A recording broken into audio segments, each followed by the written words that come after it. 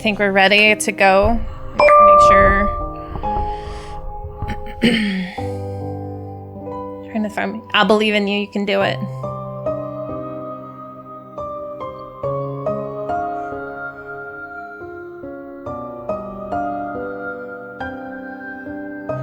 All right.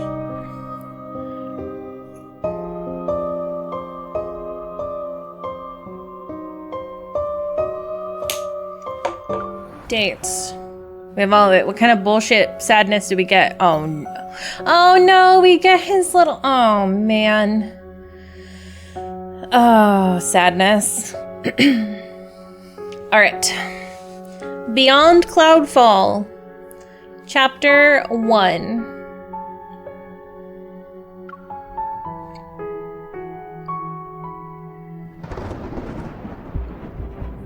Once, on the day I lost everything, I met my dragon. The sorceress has been judged! Greed and evil shall perish so long as His Majesty and the Sacred Judicator protect Sylus for all eternity! The sorceress has been judged! Greed and evil shall perish so long as His Majesty and the Sacred Judicator protect Sylus for all eternity!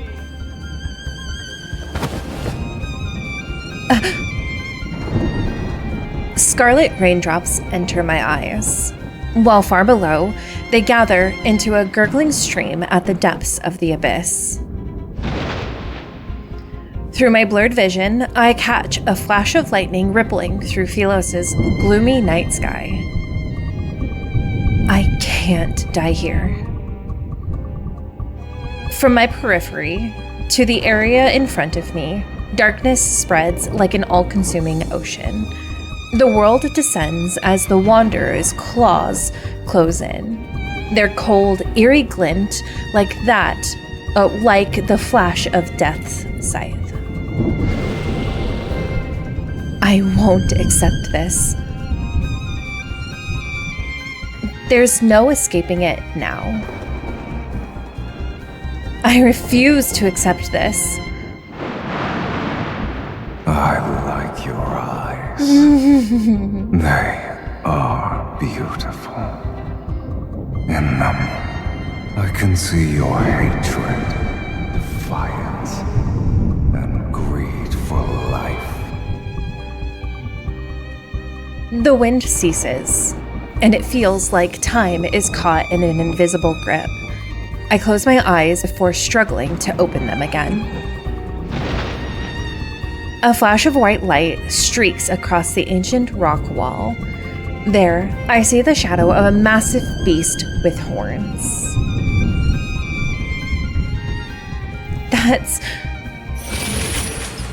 Chains bind its wings so tightly that, if not for the greatsword lodged in its chest, its massive form would almost merge with the rock wall. Make a deal with me, if you want to live, that is. Pull out the sword. The fiend actually exists? You don't have time for questions.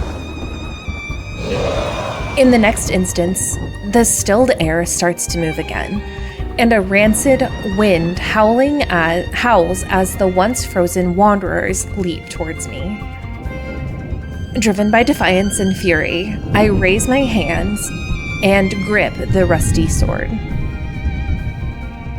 I want to live! No matter the cost. When I pull out the sword, the rust melts away and it transforms into light. It surges into my body, mingling with a strand of black-red mist. Amidst the chaos, wings flap and stir up a whirlwind of sand and gravel. I'm thrown onto the jagged rocks, my vision growing hazier by the second. All I can see in the darkness is a single dark red, gem-like eye.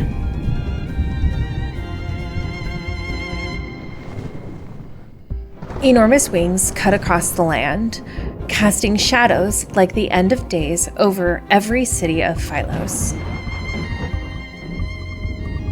On that day, the girl marked for execution unleashed the fiend from the abyss.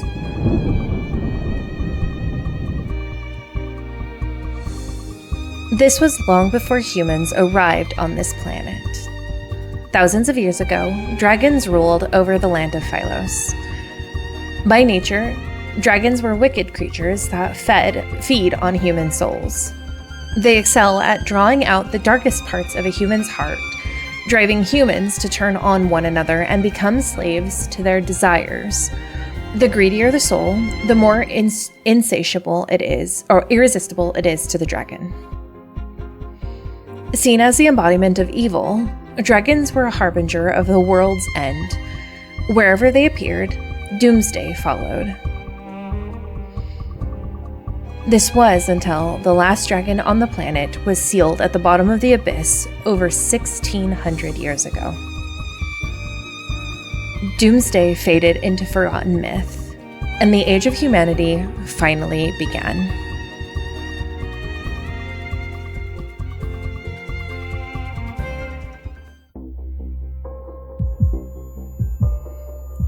I feel as though my chest is being ripped open. An overwhelming weight presses down on my body. I'm immobilized.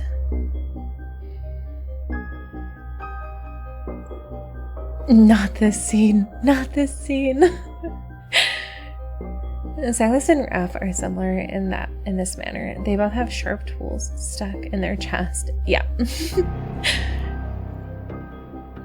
The towering black building looms, its top swallowed by darkness.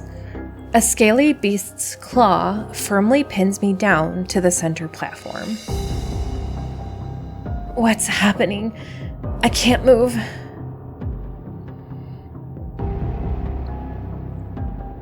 I look down to see strands of faint golden light being pulled from my body by an invisible force. It hurts. I struggle to turn my head. Once again, the shadow of a dragon's horns and wings are flickering across the wall where firelight dances.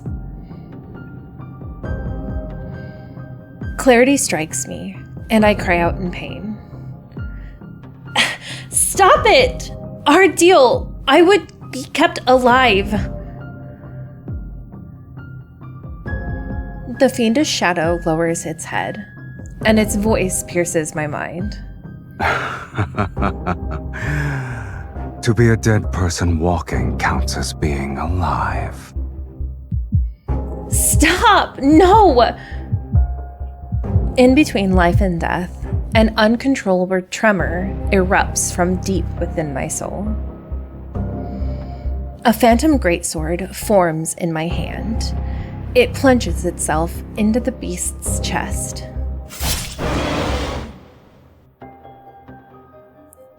The dragon's pained cry resounds in the hall, and the weight of my body vanishes.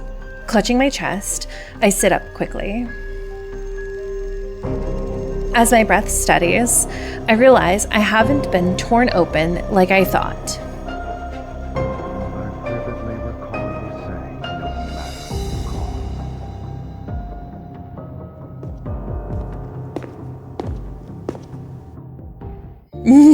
Hello, handsome.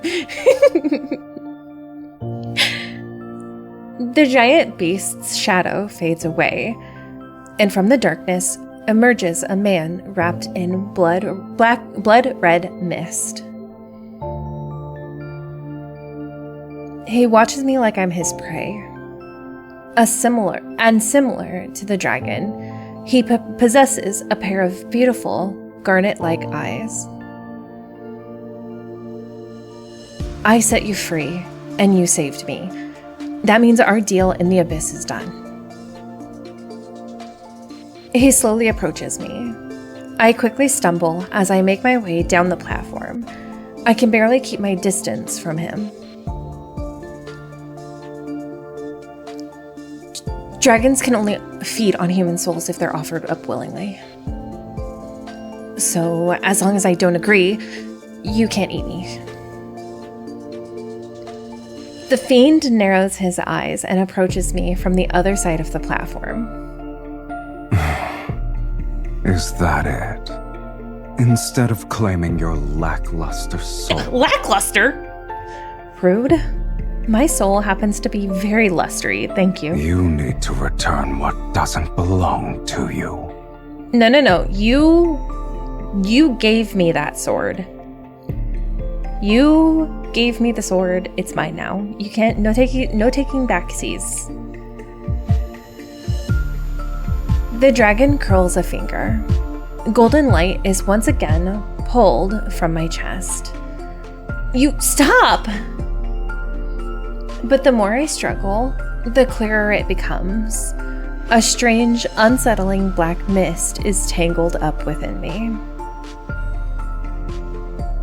It feels like a soul that isn't mine has somehow fused with my own. Oh, they already have a piece of their soul.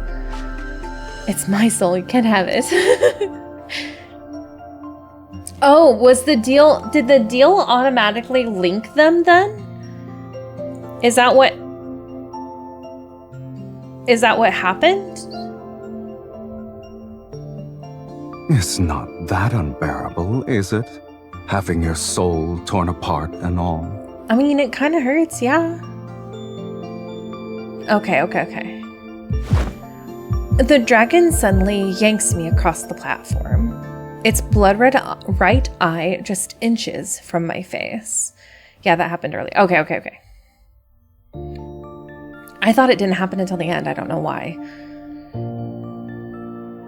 In a flash, my mind is dragged into an abyssal vortex. Just when I think I'm about to be devoured,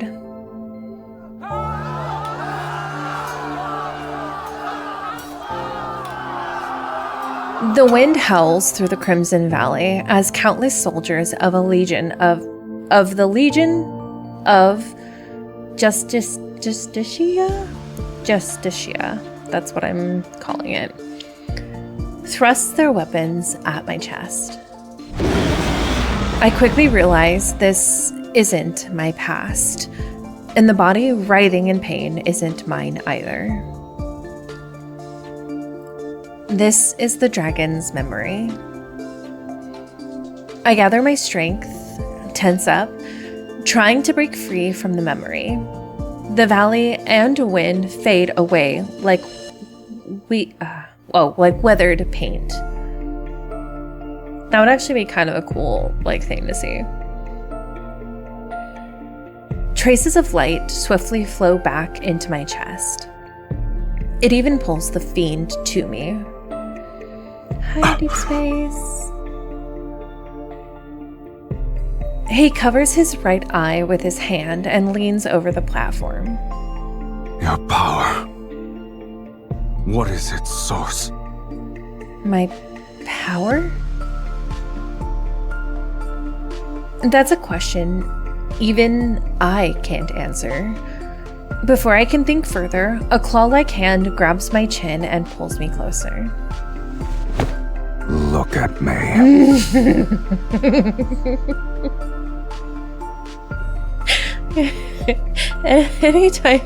Anytime, that's the one thing about Blood Knight Drift, is that anytime he says that, I can't.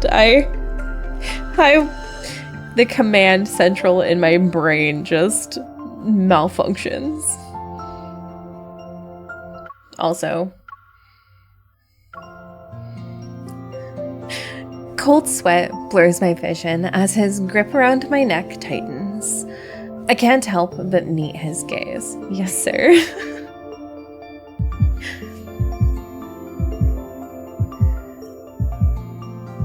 A familiar voice resounds in my mind. It's unmistakably mine, yet the tone is strangely foreign. His eye. I want that eye. It's mine. It belongs to me. It's getting stronger. The scent of desire. Tell me your desire, and offer your soul to me. Then I shall promise to give you a painless death.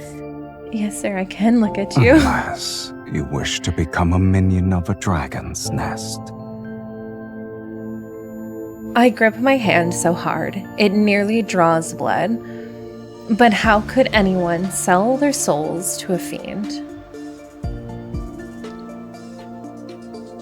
I don't want anything. You fool. Maybe.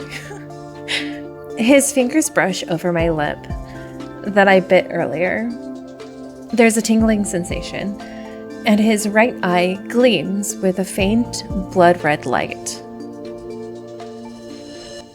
I can't breathe. No. Oh, I knew it was gonna go fast. No.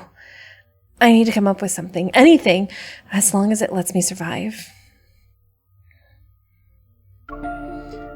Countless fleeting thoughts that could barely serve as excuses flash in my mind. I only managed to grasp one. Take me back to Ivory City. I must return. Your life is hanging by a thread, mortal. And yet you still dare to play tricks. I'm being honest. I used to live in the sanctuary, but they judged me as a sorceress and threw me into the abyss. I won't accept this. I want revenge.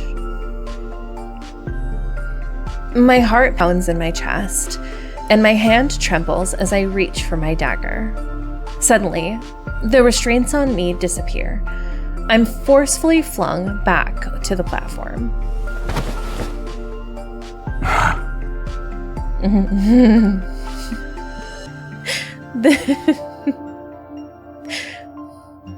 Come on, Mira, you can get through this. The dark mist skims along the smooth surface of the platform, retreating into his palm. As it does, my wounds close up, leaving no scars behind. It's almost unreal. Lead the way. Okay. Listen, my brain is gonna have to figure out a way to function another way, because anytime he makes any low growl sound, I'm finished. My brain ceases to function.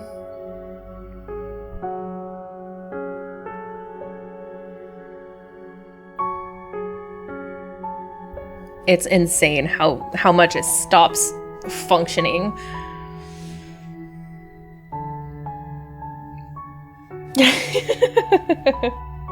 That's how I feel. That's how my heart feels.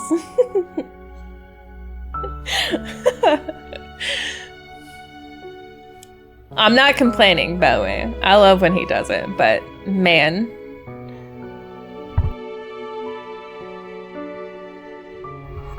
His growls are sexy.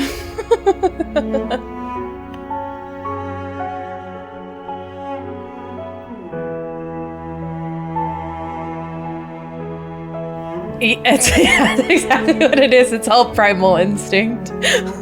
Just, I have to run off of lizard brain.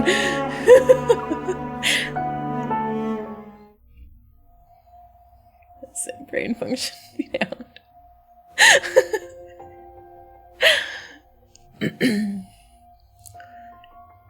Over 1,600 years ago, after centuries of war with humanity, the dragon, said in legend to bring about Phylos' end, was finally sealed in the abyss beneath the fiend-infested Taurus city by the Legion of Justitia.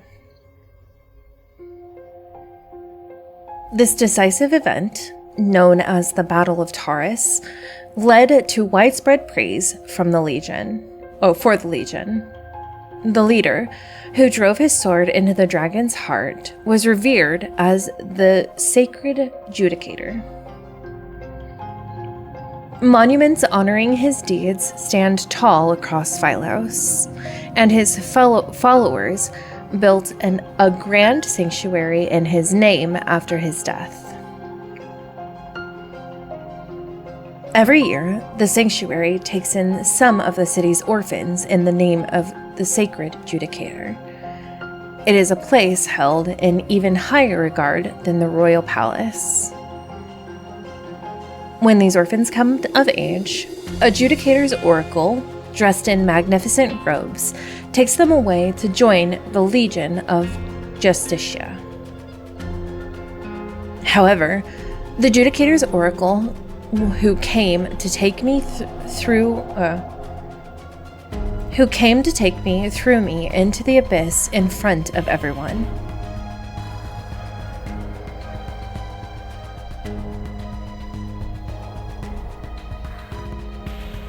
A pure white sanctuary stands in solemn grandeur, and the pristine marble floor gleams. The intricate wall carvings are well maintained, appearing new.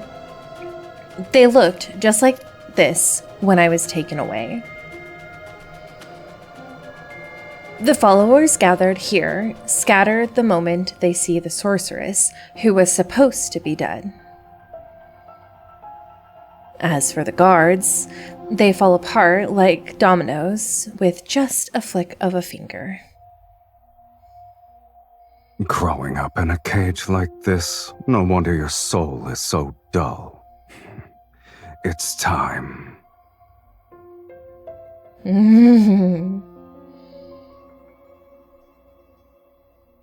Revenge is important, but so is staying alive.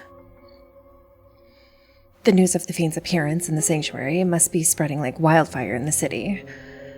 Once the Legion of Justicia arrives to deal with him, I can slip away in the chaos. I watch the last guard disappear from view, pretending I don't see them as I turn away. The Judicator Oracle who judged me isn't here, so my revenge will have to wait. For now, at least. Otherwise...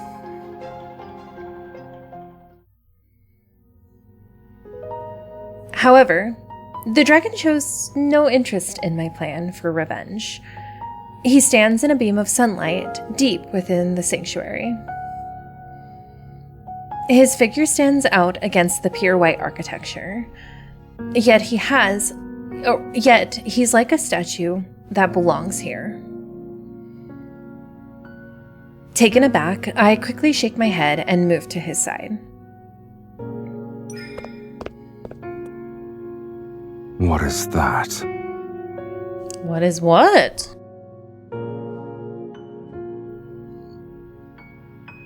Following the dragon's gaze, I see the mural on the sanctuary's ceiling. At its center is a godlike figure in a bright red cloak, wielding a long sword as he executes an evil dragon in a corner. Oh, the fiend-slaying god. The godlike man represents the sacred judicator, and the evil dragon getting a sword through its chest at the corner is... well, that's probably you. I can't figure out why he keeps staring at it. Forget the insult. The dragon is drawn without any semblance of beauty. The dragon lowers his eyes, casting a calm, scrutinizing glance over my face. Of course, it's just an artist's take. You're much more handsome and imposing in real life. He looks at the text beneath the mural. It's been 1,677 years since I was sealed away. You can read that? You can't? It's written in an ancient language that's been lost to time. Nobody can read it anymore. What does it say? The fiend looks at the ceiling again. The fiend is the very essence of malice and greed, skilled at twisting human desires. He drives mortals to turn against each other, leading them to their own demise.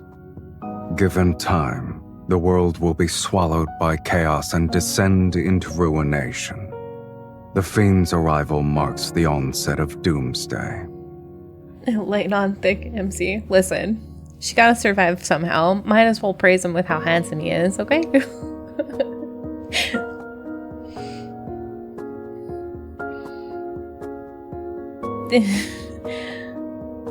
During the Battle of Taurus, the sacred judicator with a will of iron stood firm against the corruption of evil. In a war so fierce, he emerged as the sole honorable survivor. He sealed away the fiend, the very harbinger of doomsday, deep within the planet's chasm. With the curse of doomsday lifted, hope was restored to Philos. I heard the fiend, which is you, has a destined arch nemesis. This individual must be the sacred judicator, right? His survival riz. Listen, if MC's gonna survive, she might as well use the riz. In my headcanon, Sylus is the one that put a hit out on Raph because he wouldn't paint for us.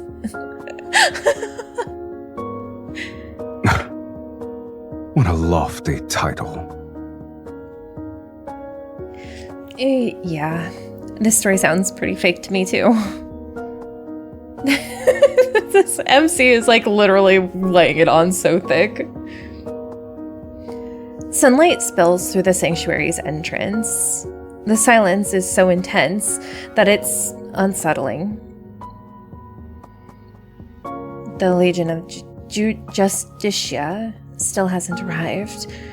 If there's no one to hold him back, I can't escape.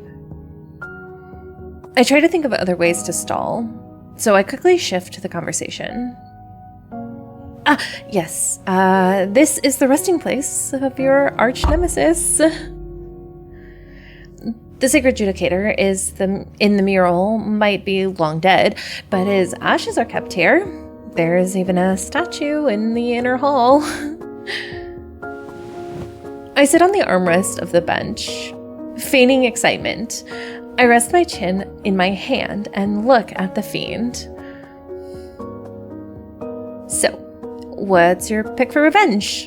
Smash it to bits, douse it in ink, cover it in curses, or scatter his ashes into the street?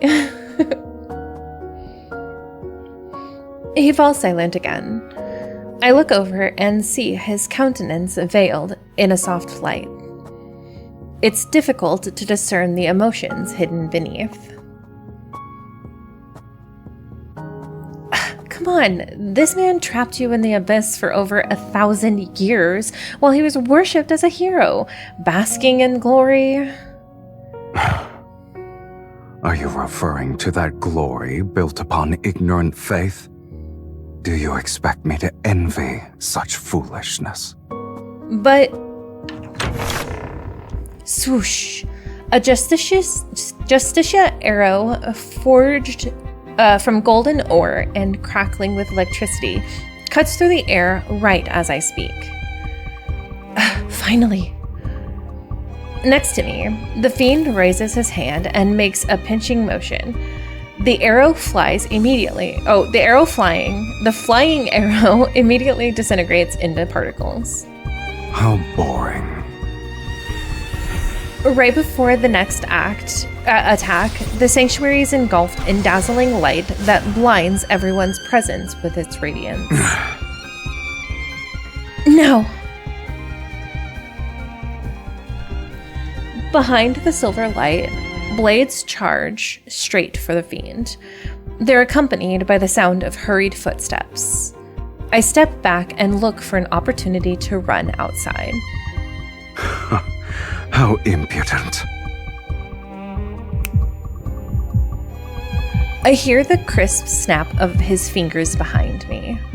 A sharp pain suddenly surges from deep within my chest, as if my soul has been taken. I can't move. My limbs stiffen and move uncontrollably, forcing me to turn around. I gasp as I take in the sight before me. The guards are tearing into each other like marionettes on invisible strings, slashing, ripping, and killing without mercy. Blood splatters across the engraved walls. The candelabras are toppled amidst the chaos, setting the drapes ablaze. The stained glass windows, once vibrant, now cast an ominous red glow, reflecting a twisted version of purgatory. Haunting wails and screams echo through the sanctuary. The fiend watches as the place descends into a blood-soaked inferno. He scoffs. Even after all these years, mortals are still foolish to the last.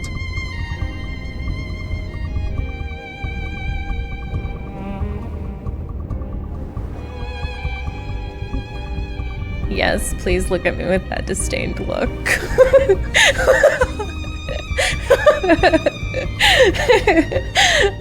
As the light streams in through the stained glass, I can see the fiend's blood-splattered face and the cool, cruel curve of his lips.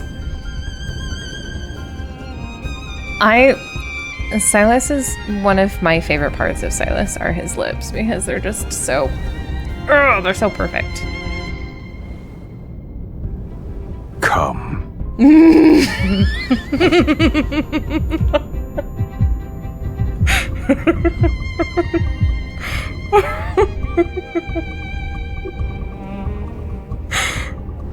Sir, do whatever you say.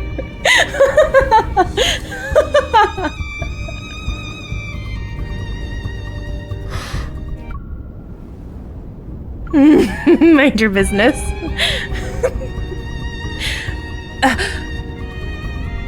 His eye. It's his eye manipulating everything. You're only somewhat clever, but it's still a pitiful display. If you're planning to kill with a borrowed knife, you'd better make sure the blade is sharp enough. The familiar excruciating pain tears through my flesh once more, and the faint gold light mixed with black mist is once again pulled from my body. His eye, it should be mine. Even on the brink of death, you still dare to covet my eye. You greedy fool. What a shame. Wait, you can kill me whenever you like, but if you spare me, I can help you achieve more. And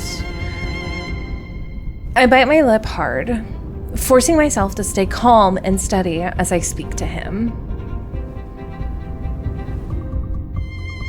I want to live and I want your eye. It's like how you want my soul. Is there a problem with that? It's just too bad that I'm not as strong as you.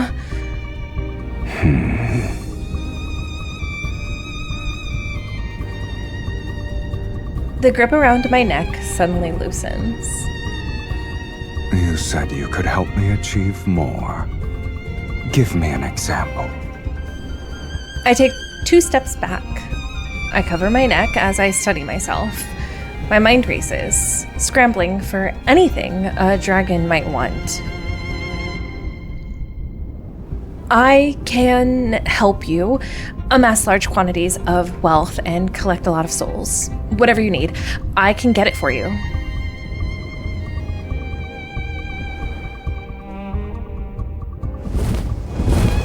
In the next moment, my body is lifted off the ground as he soars into the sky. What are you doing now? Ask again, and I'll devour you whole. With a snap of his fingers, energy erupts from the flames. The columns of fire rise upward and stain the clouds in mesmerizing crimson hues. The ground shakes, and the magnificent, solemn sanctuary at the heart of the city quickly crumbles into ruins. For something as tedious as revenge, this will suffice. No need for a spectacle. No need for a spectacle. Sylus, this is nothing but a spectacle, my love. Sephiroth hair manifest. Yes. The wind sweeps up the screams and shouts of terror. The fiend holds me and flaps his wings as he flies off into the blazing sunset. Is that a threat or a promise? Honestly. Both. Shout back up to a threat.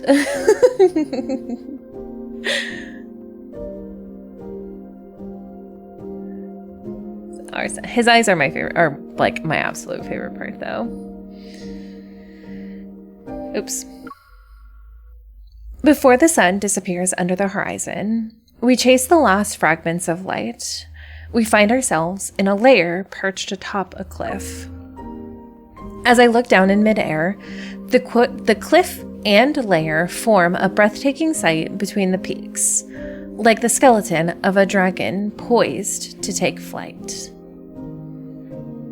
He lands on the other side where the lighting is noticeably better, and there are no blood-soaked stone platforms. Is this your home? Have you ever met a fiend with a home?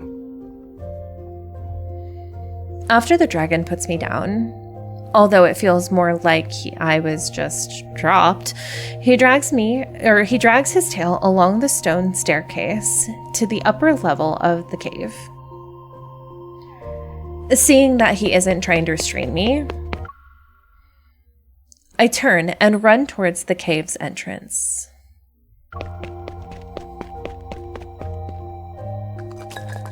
Pebbles roll off the cliff, but I can't hear them fall. I stop just in time to stare at the sheer cliffside outside. My heart sinks into the depths of despair. Fine. If I can't go back to the Ivory City, I guess this dragon's lair will have to do. Sweetie. Light illuminates the cave every so often. I follow the faint glow up to the stone steps and catch up to the figure ahead of me. I suppose you won't be eating my soul for now? Assuming that was still the case, why would I even bring you back here? Stay put. Yes, sir. Of course, I don't believe this dragon spared me just because I can help him make money. But I don't know what he has planned for me. I walk up to him and continue our conversation. If I'm going to live here, my living quarters should at least be decent. Your cave is too, basic. What do you think?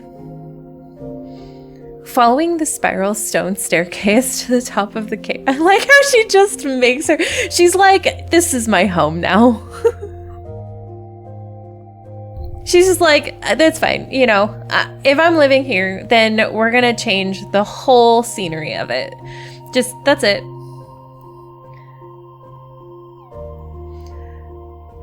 Oh my god. Himurashi, I just realized what you're referring to. Following the spiral stone staircase to the top of the cave, I feel as if I stepped into a world that never sees light. She's already making demand. The dragon stops walking. His tail coils around my waist and lifts me to the final step. With a cold, lowered gaze, he stares at me. That's actually so freaking adorable. My favorite part is that he is so annoyed with her. He doesn't want to, but the fact that he finds her endearing enough that he's like helping her up the steps, you know what? I'm here for it. I think it's so cute. Dessert is Dragon homes are always on cliffs, so human food can't escape.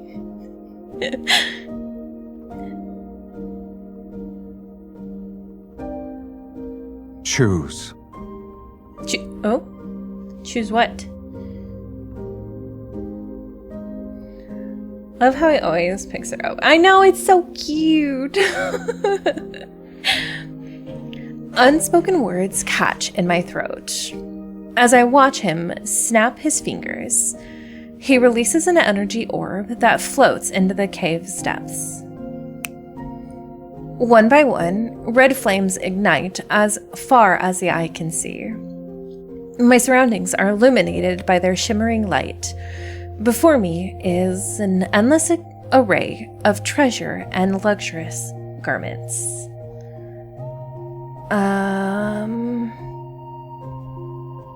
You are not interested?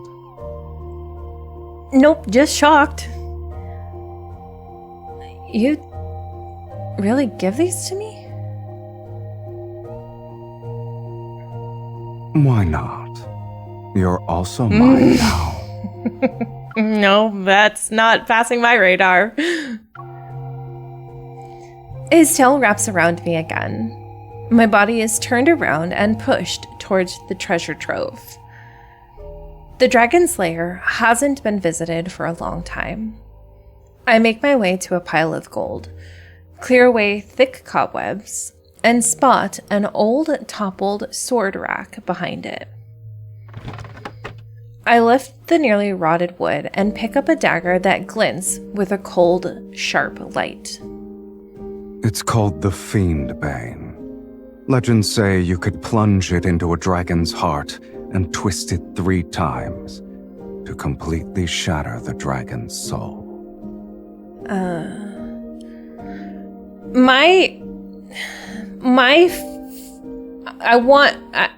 This is probably a headcanon, but I'm a firm believer that dragons just really want to show off their collection to somebody.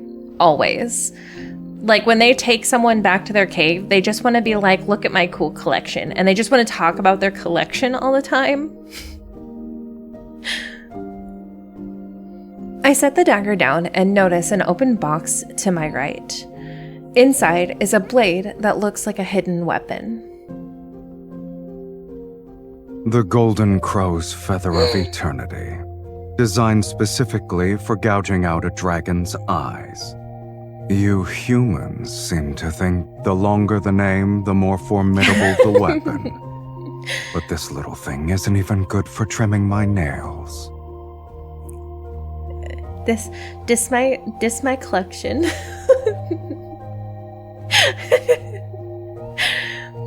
I turn around and look around the vast treasure trove. I believe that headcanon. Me too.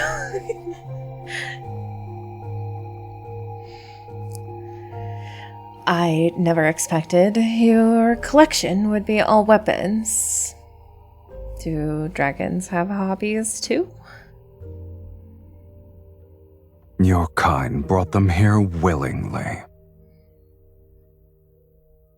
I imagine they weren't particularly polite about it. Indeed. It's a shame those who brought them to me are all dead. And I'm still alive.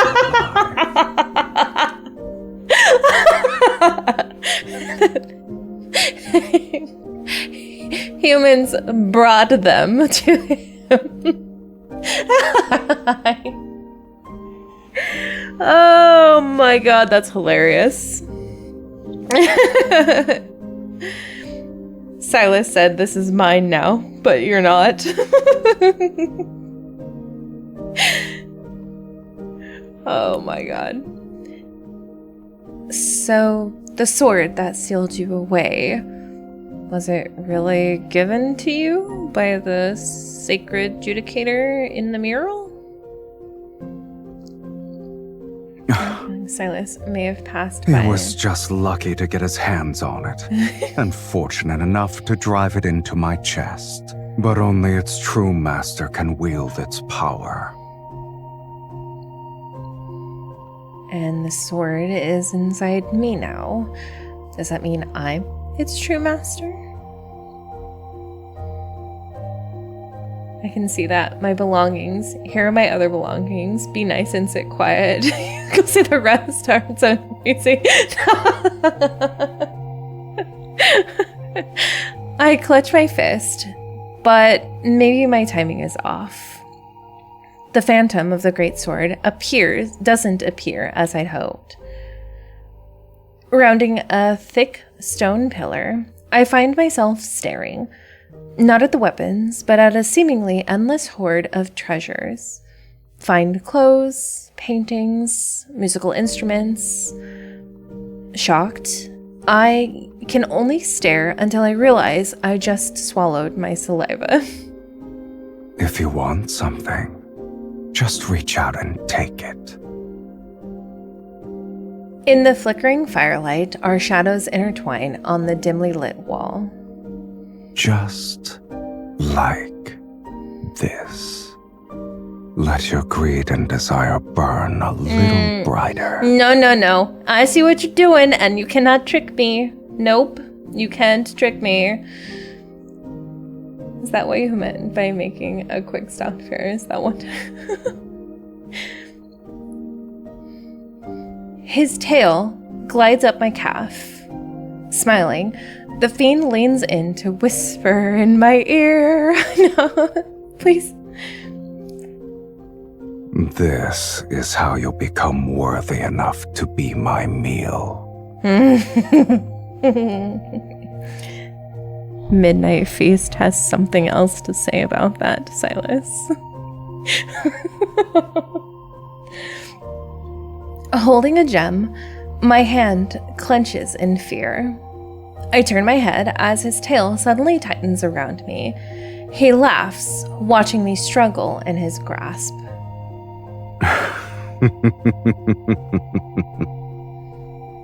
I don't think that's a savable one. I'm so mad. No wonder you spared me. You want to fatten me up before getting into killing me. Even so, you still cling to that gem despite being so close to death's sweet embrace. You truly are a source of entertainment. Gotta take after Sylus at least a little bit after. Hi, Ada. I know that laugh is so good. Enjoy my company while you can. I might bring you a deadlier experience next time. Who says death can't be entertaining in itself? Please, sir. Please. The firelight casts shadow under his eyelashes.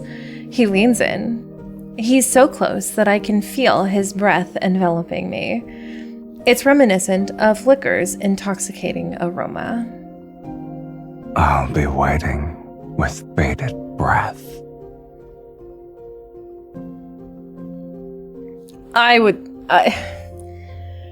MC is much stronger than I, because I would have given myself up tenfold back when he asked the first time. I'm just saying. This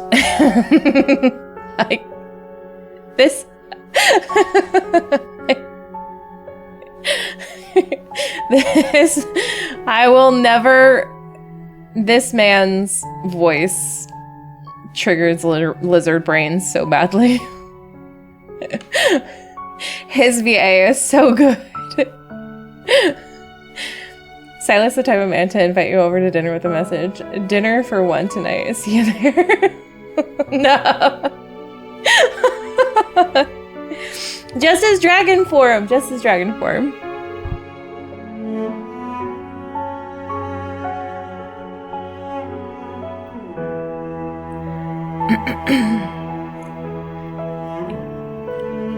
It's so good. This is so good.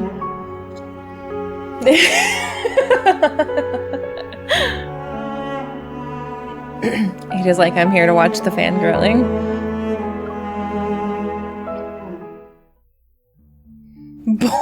Boy dinner.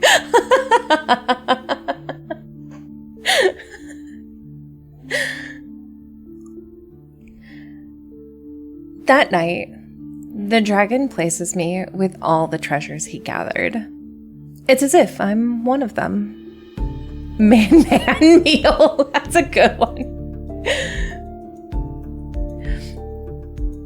It appears like everything is present, but all I can grasp is the moonlight descending into the lair from an opening. So that's what they meant by hungry man.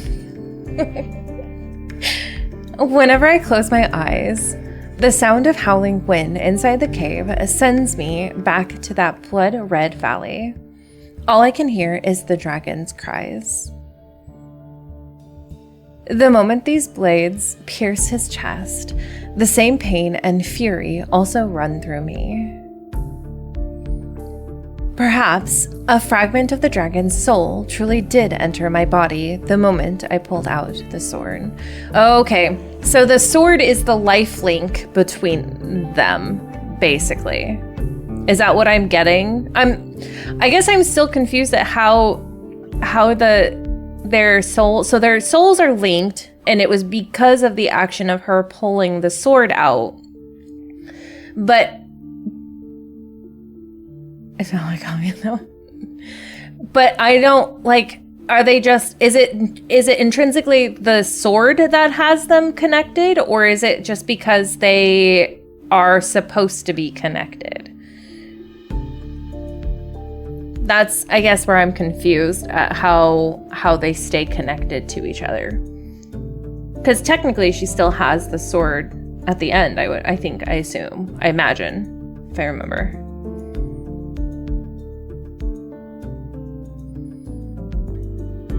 At the time, I didn't understand the implications. Maybe she's going to explain it here. I also didn't know that this would mark the start of a curse. I think MC is the bond. Okay.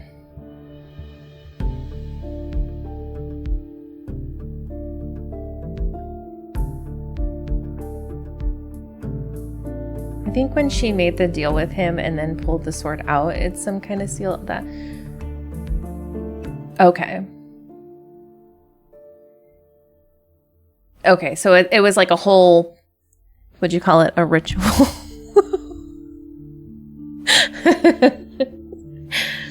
But it was basically a deal that she made, and then they just... And then at the end... Gotcha. Okay. I think I'm catching on now. As dawn arrives, I lie on a pile of gold, squinting at the lackluster jewels.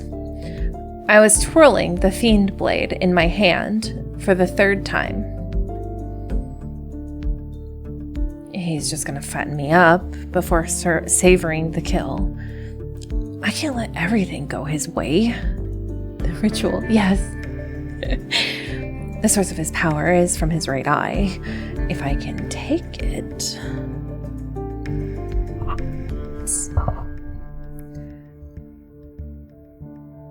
After a night of turning it over in my head, I've decided I need that eye.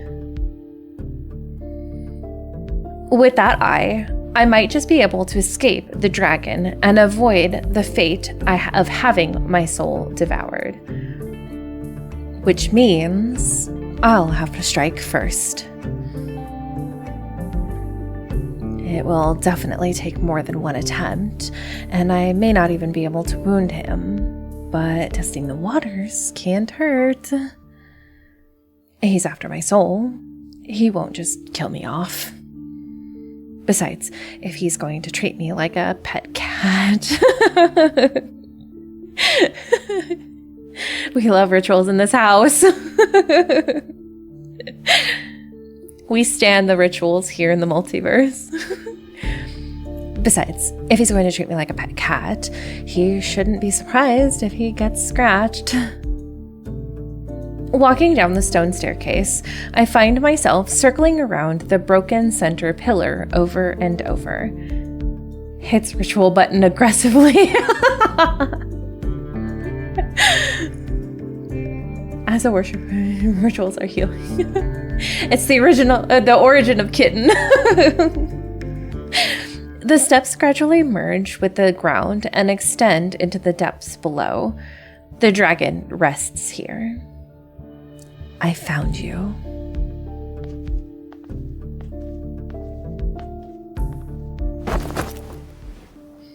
Yes!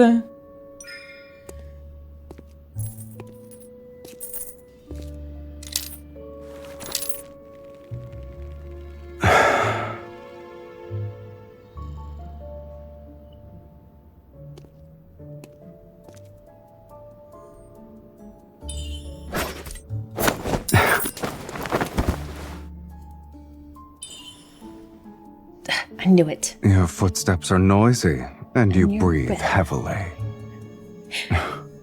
Consider yourself lucky. At the moment, I'm bored to tears. You'd be a fool to think I only brought one dagger. Hello?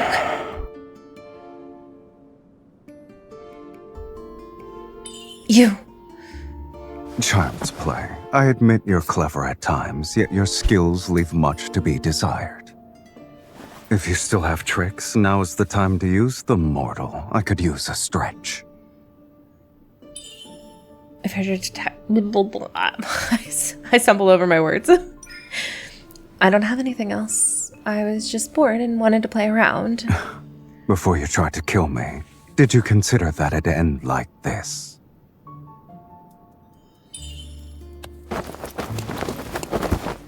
I love this outfit so much on her. I see. Your overconfidence truly led you to believe I'd be merciful. Yes. Look at her. Look at her. She's so cute. Now. Don't forget, if I apply more pressure at this very spot, your heart will never beat again. Are you going to stay this weak forever? This will be the mark for the first time.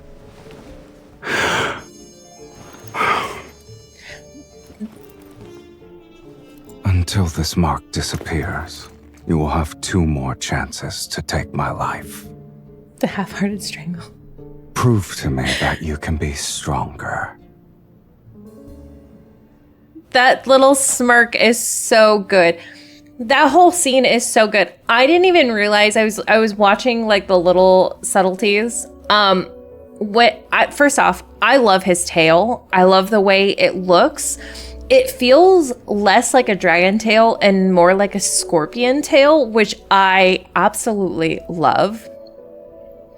Secondly, one of her feet is lifted when you see him moving his tail, which I don't know why I like that little movement, but it's really kind of neat. And then when he's holding her, one of her hands is actually on his thigh. And I was like, man, these are like little movements where it's just so cool. It's just so neat. I can't get over it. It's so cool. And after this, they never stopped biting each other. It all started with this bite. I do like that he doesn't try very hard to strangle her at all. I like that he's kind of rough with her, but also gentle at the same time, which I really enjoy.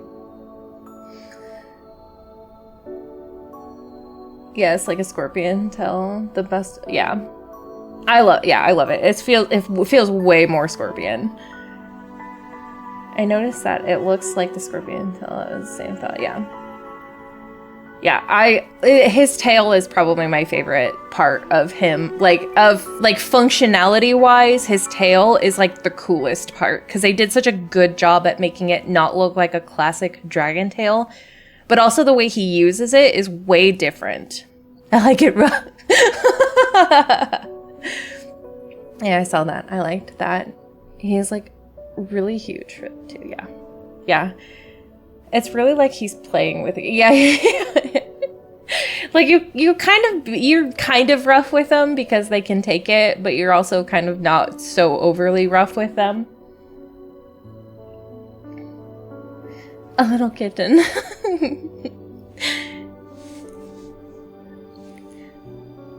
My first hunt ends with me being branded with a mark from the dragon. Aside from the dragon who resides in the cave's depths, there's also the cave's opening above, where the light pours in. That's another challenge to overcome. Even if the dragon has no interest in hurting me at the moment, I can't let myself stay trapped in this gilded cage with no way out.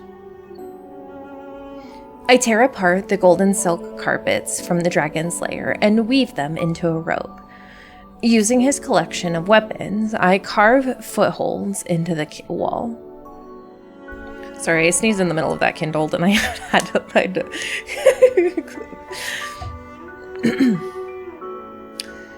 I threw the rope up again and again.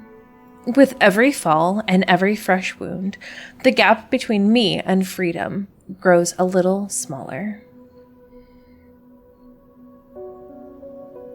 The dragon knows about my escape plan.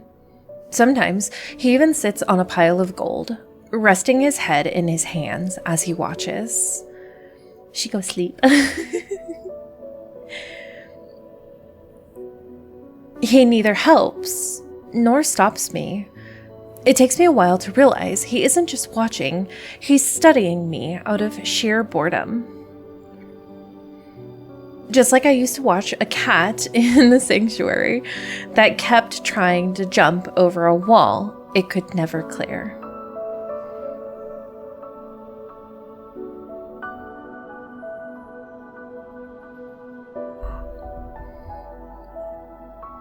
Him having us in, I mean, he's got me in a chokehold, that's for sure.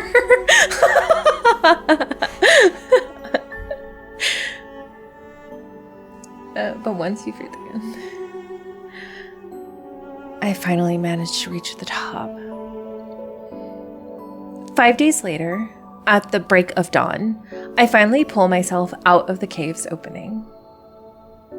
But I learn that while I found a way to freedom, it's also another dead end. Outside the lair, the abyss seems bottomless.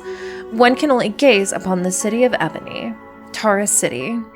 It is a place where fiends lurk. An endless crimson mountain range, covered with forests that are void of life with their scorched trees, surrounded the lonely city. There is no other path. Behind me, a narrow ridge snakes downward, like the spine of a dragon. Between the vertebrae lies a vast, yawning chasm. You'll die if you can't make the jump. I love when they do depth perception of the voices and stuff. It's such a nice touch. It's such a great touch. As I prepare to sprint and leap, the dragon lands behind me. You won't let me die, or else you won't be able to have my soul. However, you're not concerned about me running away. If you can go down without dying, then you may come and go as you please. I'm also curious to see where a sorceress who consorts with a fiend thinks she can go. With his arms crossed, he floats in front of me. I shoot a glance at his dragon horns and tail. You're skilled in flapping your tongue to annoy people. Thank you. It's one of my few strengths.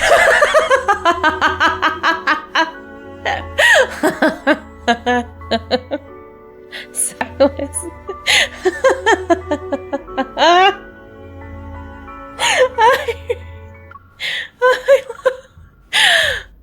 My man. I still haven't found the Judicator's Oracle who judged me. My revenge is far from over. Looking for him is better than staying here. Don't bother. Even if you leap down these 21 bones, no one in your hometown will be waiting for you. I stop in my tracks. What do you mean? The dragon tosses me a blood-stained bag. What's in this? Eyes. Crows pecked out the eyes of the person you're looking for. My gut tells me this isn't the dragon's doing. What happened? You had me destroy a sanctuary, but the Legion of Justicia took it further.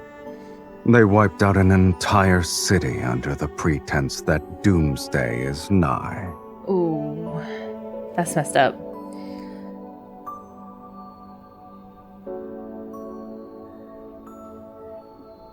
The dragon leisurely floats in front of me, a wicked smile on his face. A blood-red vortex swirling deep in his right eye.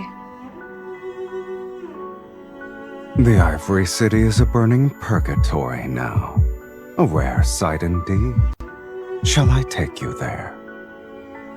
At the highest point of the Dragon's Ridge, crimson clouds surge upward. I'm swept into a boundless sea of roaring flame.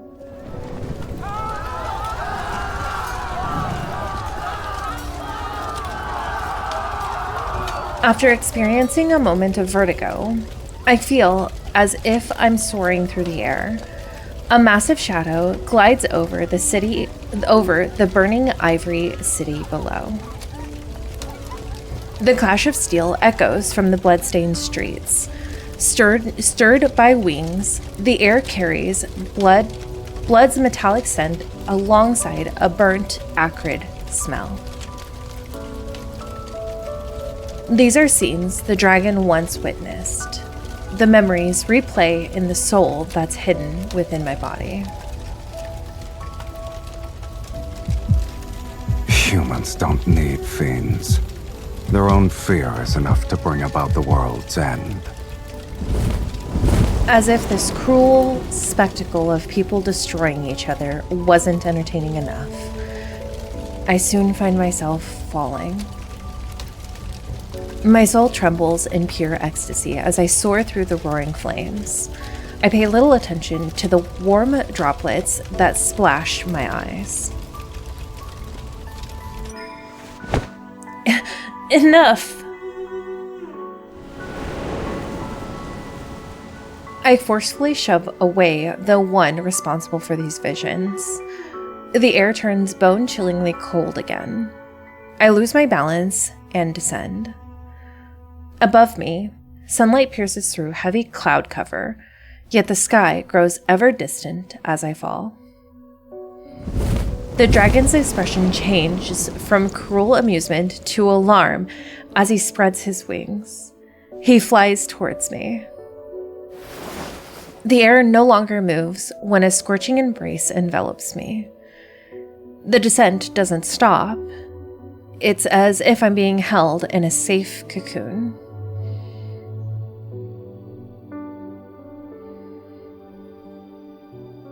Whenever they both hover in the air, Ruff plays with bubbles.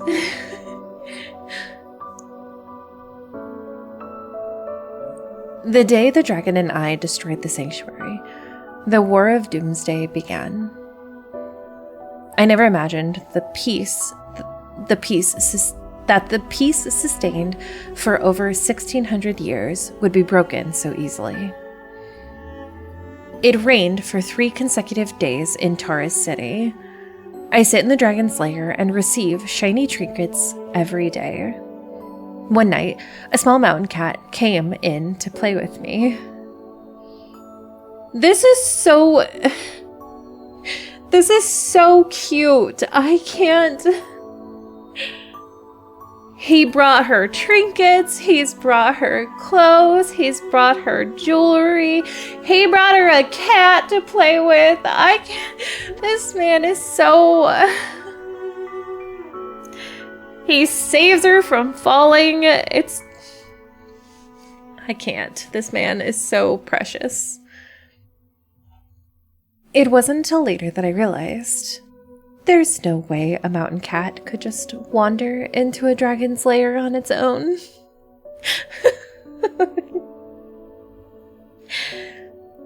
Could the dragon be comforting me? I can't. This is... He is so just... I love Sylus so much. And that's when he realized he started to cherish her. That she was a special treasure with legs. After the storm clears, the sky above the dragon's nest is still shrouded in darkness. Oh, in dark, swirling clouds. I want litters of cats. Ada! From here, I can see Taurus City, a city of ebony that is opposite of my hometown, a city of ivory. That place is chaotic and evil, a home for those who are shunned by others. It's a world different from what I know. But when night falls, its outline resembles the Ivory City. What's that sound? A faint breeze blows from behind me as the dragon folds his wings. He lands a few steps away from me. I forgot about this part. My heart. As I sing the final note, I close my mouth and continue gazing at the distant lights in Taurus City. It's a requiem for the departed. Sing it again.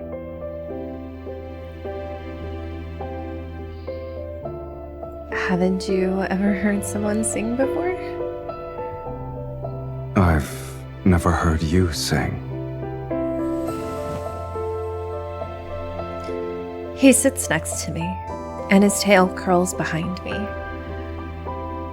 The nights in Taurus City are always brightly lit. Unlike the flames of war in the Ivory City, desires and revelry burns. I heard you're the princess of Ivory City. I manage a stiff smile. I was supposed to be a weapon to slay dragons. They told me I could kill a dragon, so they filled my head with a lot of things about them. But when they decided to execute me, they said I was a dragon. That's how humans are. They fear those who are different. The night breeze rolls across the ground and carries the scent of charred trees. Maybe there's another forest fire nearby. Why can't you leave that place behind? I shield a flickering white candle in front of me, its flame about to go out.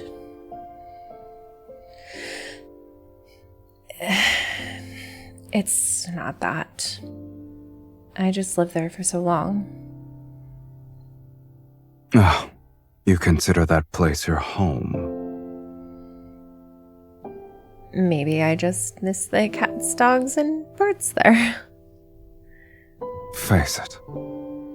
No matter how much you hate it or want to leave, a home is still a part of your soul. The more you try to excise it, the more you'll be reminded of who you are. When I don't respond, He changes the conversation to a topic of my supposed crimes. Enlighten me. What do you and dragons have in common? We have nothing in common. I just broke the rules by keeping a golden lamp with an engraved dragon. Aside from the one in the fiend-slaying god, no dragons are allowed in the sanctuary. But I could only talk to that little dragon. And one day, they caught me talking to it. Even now, I can't help but laugh when I remember the Judicator Oracle's expression upon seeing the obsidian dragon coiled around the lamp. To think a carefully trained dragon-slaying weapon would cherish a dragon instead. The Judicator's Oracle looked like he had been attacked by a dragon. Hysteric, he ordered me to destroy my dragon. I know it's just an object. Destroying it would be easy. I remember clutching the little dragon as I was forced into a corner. The shadows of the crowd engulfed me like a tide. But I didn't listen to them that day.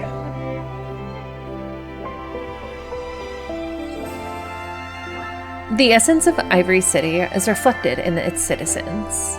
People dress nicely, exude grace, and possess untainted souls.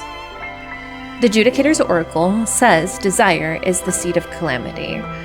Excessive indulgence will allow this disease to grow quietly. So, I had to act like everyone else. I needed to abide by proper etiquette, say the right words, and bind my hands and feet with invisible white threads. All of these things turned me into a puppet without a heart. But they still burned my dragon. To kill my dragon, they framed me for a great crime. They sentenced a puppet to death because it had one desire.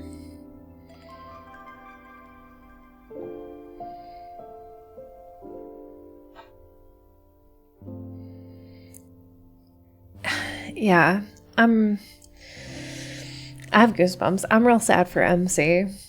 It's terrible. It's awful.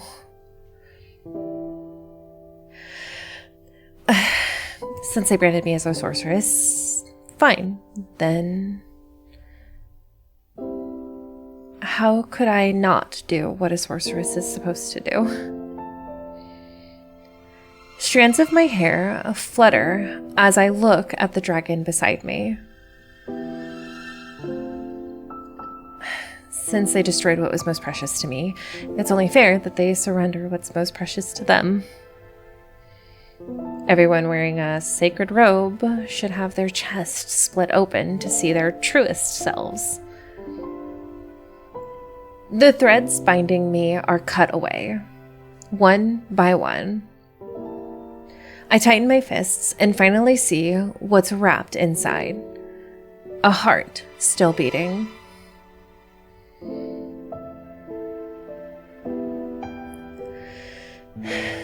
Revenge and plunder. That's my desire. If you can make it happen, my soul is yours. The night grows colder, and the candle finally flickers out. The dragon doesn't respond to my deal. He just leans in closer. Do you know what you look like right now? Oh, no, I just... Oh. That's...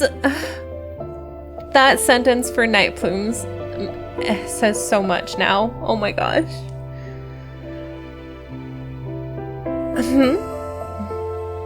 You're a young dragon who just grew her horns.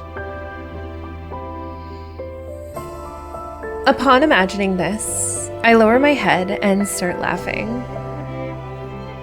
Maybe he's right. With my little dragon gone, horns grew in my heart.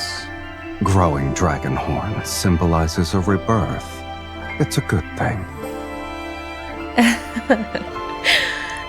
What about you? How did it feel when you grew your horns?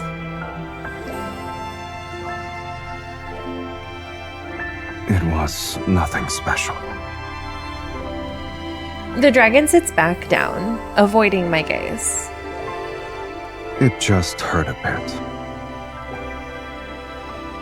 Then are you a dragon or a human? Maybe he doesn't hear me, or maybe he just ignores it. He lets out a chuckle.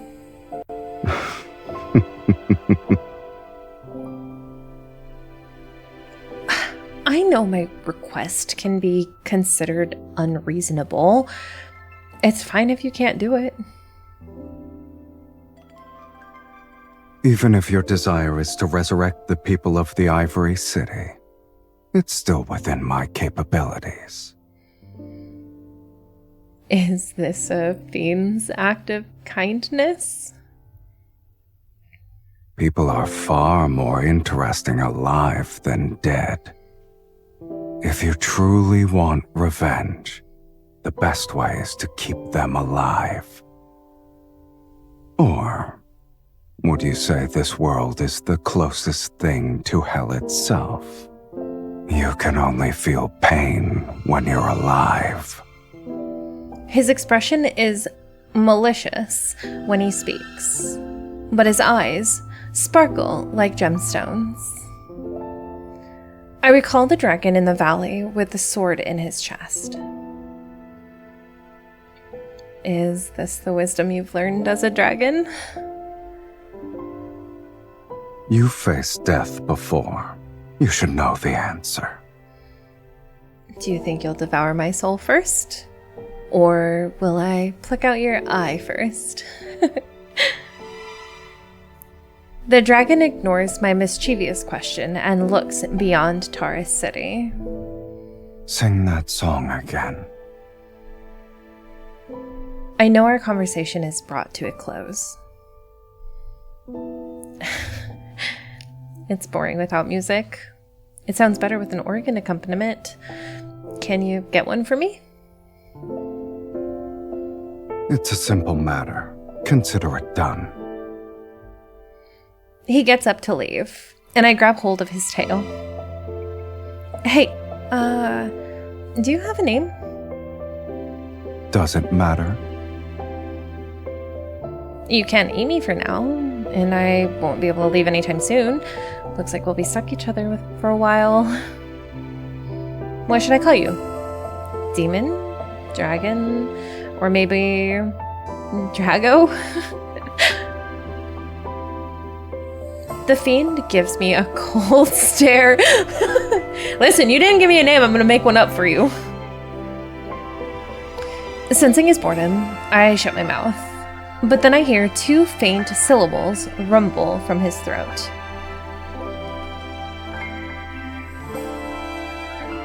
Strayus? Or are you telling me to stay clear? It's an ancient Philosian word. Since you can't read it, you probably won't understand it. How about I call you by a name that sounds similar? Is Sylus alright with you? Call me whatever you want, but don't expect me to respond. Okay. The dragon rises, and his unseen wings stir up small gusts around him. Where are you going, Sylus? He takes a half a step back and falls off the cliff. Such a show-off. Such a show-off.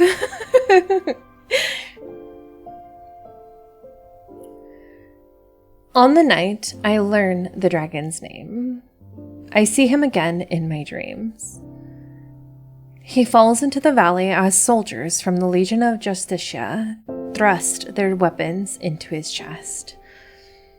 He slides down. A sharp rock and sharp rocks tear into his flesh. A dragon's roar fills the valley, then slowly fades into silence.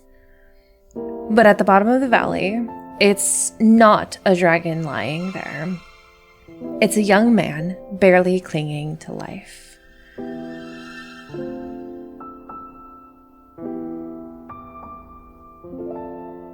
Oh, it's so good. It's so good. All right, number 4. I almost made my background this, but it looked too busy. But I did almost make it Taurus City. Look at the beautiful dragon man. I know, he's so handsome.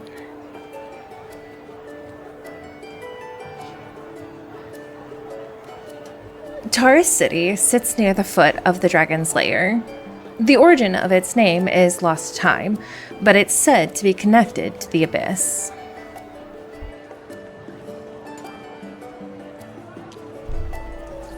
And unlike other cities, Taurus City's market is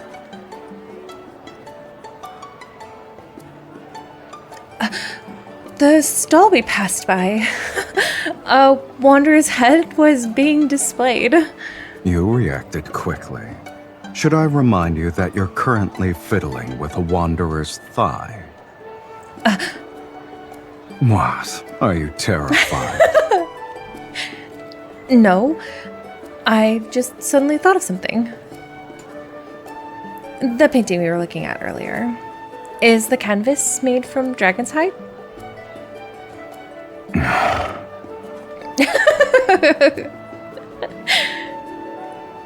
Oh, what? Are you terrified?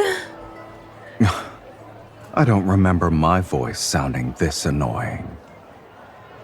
I dragged the dragon into the strange shop. I dragged the dragon into one strange shop after another, even though I know there won't be any pipe organs for sale. I'll take what's most valuable in this world. That's the deal he silently agreed to. But right now, I just want to see an invincible fiend looking troubled. She is such a menace to this man.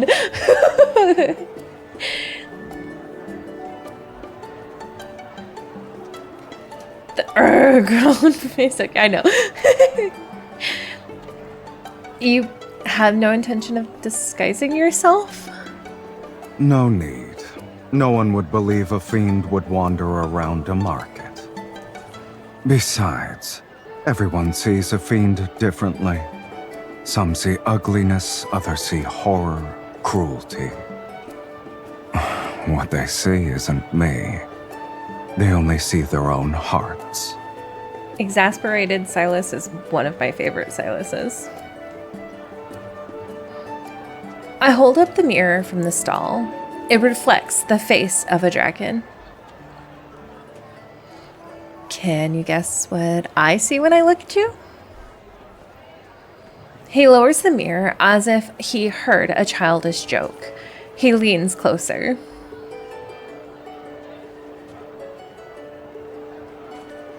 At the very least, I'm a lot more handsome than I was depicted in that fiend-slaying god mural. I mean, you very much are.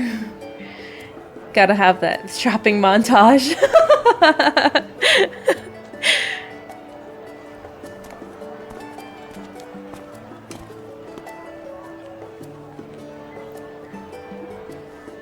The thought of the famous market of Taurus City would be more interesting, given how it's known for fiend-related items.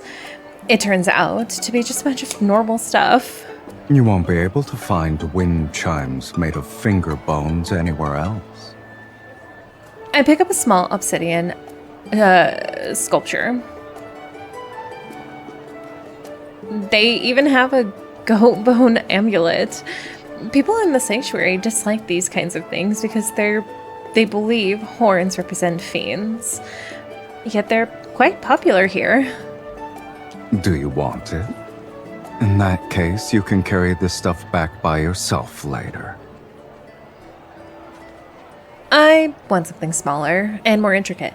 There's a fiend's horn ring, a fiend's wing necklace. This volcanic stone pendant isn't bad.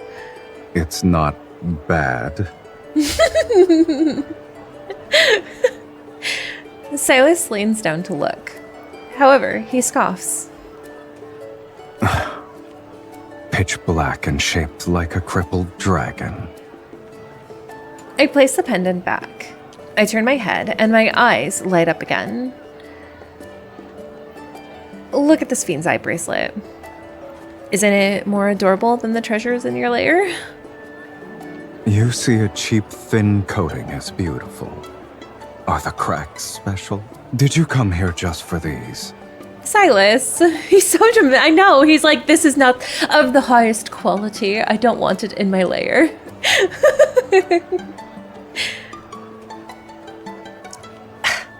I can't believe I almost forgot how sharp your tongue is after we spend so much time together. Getting a nice word out of you is like pulling teeth. I fiddle with the bracelet in front of me. Since my taste doesn't align with yours, why don't you tell me about the most valuable piece in your collection? The painted oil lamp made out of pure gold and that ruby necklace. You wouldn't use them if I gave them to you. Why are you interested in cheap things? You actually measure worth based on monetary value? There's another way. Okay. Why does this remind me of Magnum Opus where he looks at the skin cream covering it? That's so cute. I sigh dramatically and click my tongue, trying to appear deep and wise. You certainly live up to the stereotype of dragons being greedy for treasure. However, true value comes from something a little warmer. Take this bracelet, for instance. It might not look impressive, but it carries a great significance. Ignoring his dark, brooding look, I grab the dragon's hand and, without waiting for permission, slip the bracelet onto his wrist. Here, look at the words engraved on it. The fiend shall always shield you. How warm and comforting. Thanks, lady. Have a good night. The dragon glances down at the bracelet, but doesn't take it off right away. The pupilless merchant senses something and quickly faces us. He taps his tobacco pipe with pinpoint accuracy on the bracelet. 1 piece of information, or 30 gold coins for the bracelet. For this bone bracelet? At best, it's worth. I'm about to start haggling, but when I look up, the dragon is already opening his pouch. A cascade of gold coins spills from his hand onto the counter. Bro's been handing us his credit card from the beginning.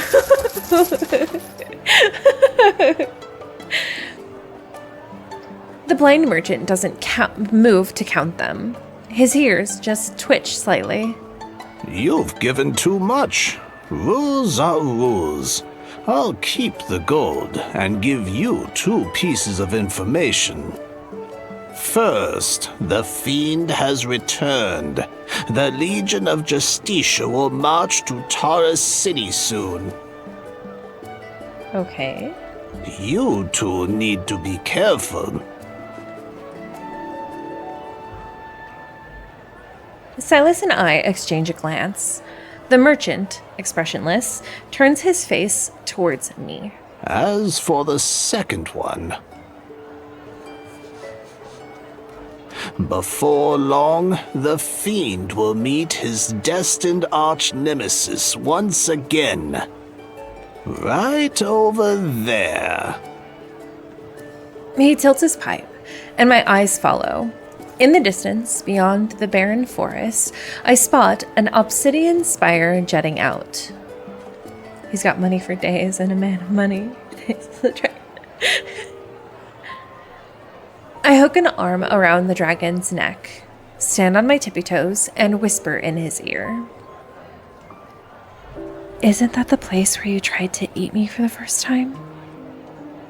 Do you wish to return for the sake of nostalgia?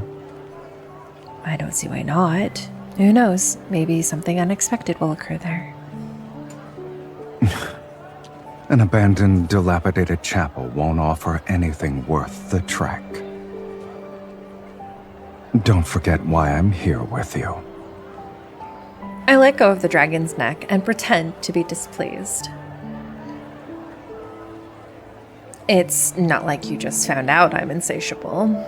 If I can't get the organ, I'll just grab a few other things as consolation. These, and these. Don't they all suit you perfectly? I quickly pick up a few intricately designed accessories and shove them into the dragon's arms. Then I stand on my tippy toes to hang a bone wind chime from his horn. No, that's not passing it. What about me? Yes, Sylus.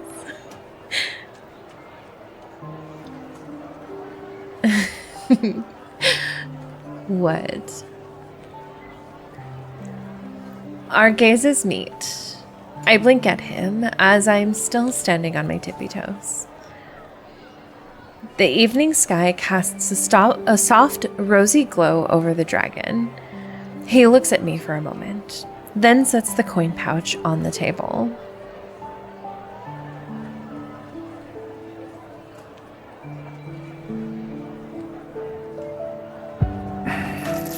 Since you want all of them, don't leave a single one behind.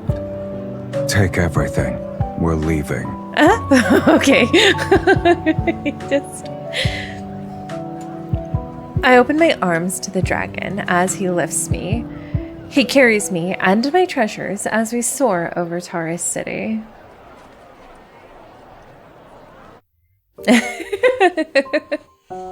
Listen, this dragon will do anything for me.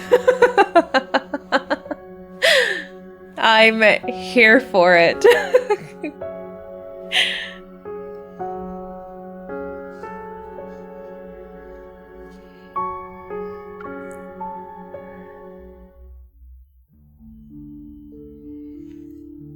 During my days in the Dragon's Lair, Sylus and I achieve a delicate balance. I couldn't obtain his eye, and he never brought up the fiendish deal that would cost me my soul. We lived like true companions, together in the Dragon's Lair above Taurus City. When dusk descends, we venture out for reckless raids and return with our spoils before dawn. My favorite sight was watching the Judicator's army, who had been ruthlessly extorting people with warnings of impending doom, fall to their knees at the sight of a real fiend and the resurrected sorceress. The thrill of revenge made my soul tremble, and each time he would ask me, "Is there anything else you desire?" The dragon personally nurtures my ambition as he leads me from one raid to the other. Regardless of how dangerous the target is, as long as I say I want it, he fulfills my every wish without fail. Fate trembles like an uncontrollable bead rolling into the bottomless abyss. Under the guise of helping me get my revenge, he feeds the beast in my heart called desire. And he knows it. Yet slowly, my heart gains new desires.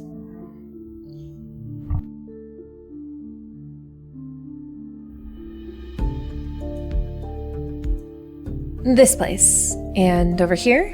We've already been to these places, correct? I sit cross-legged on a new cushion. I eat some fruit and mark several areas on the star map. The pomegranate I had set my eyes on gets taken away before I can move my hand. Ignoring my glare, Sylus taps the edge of the star map. Didn't you say you wanted the minerals and starships here? His tone barely conceals his excitement. I love that he's even excited. It's so cute. On my shoulder, the mark he left faintly burns, with the blood-red gleam in his eye. I touch the burning skin and recall the sanctuary we raided 2 days ago. Adjudicator's oracle, wearing a splendid white robe, is held up by one hand. A rabid, bestial cruelty boils in the dragon's eye. Desires, you say? Listen, I have a desire to ritual with this man.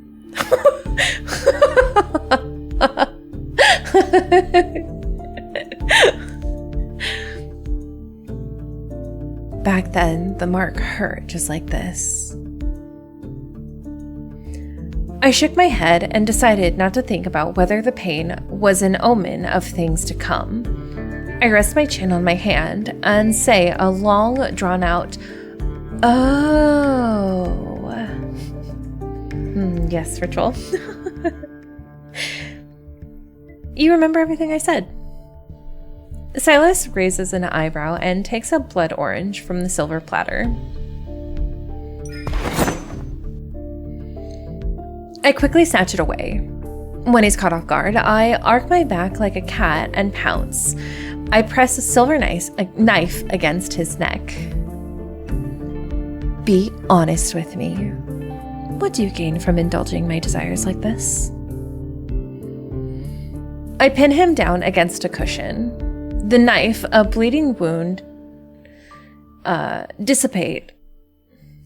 The knife and bleeding wound dissipate into crimson light particles as he chuckles. I do have desires to perform the ritual with this man. Mess it up so I can keep doing it over and over again. Oh no, shit, sorry, I messed it up. I guess we have to start from the beginning. Break glass in case of need of ritual. Sylus looks up at me. We can feel each other's breaths. As he raises his head, his nose gently brushes against mine. What about you? What's in it for you to attempt an assassination with such a weak hand? Before the curtains, our eyes meet. The afterglow is reflected in his eyes, which emit a surreal warmth. A strange flutter brushes against my heart, and a soft laugh escapes my lips. I return to my original spot before peeling and savoring the pomegranate.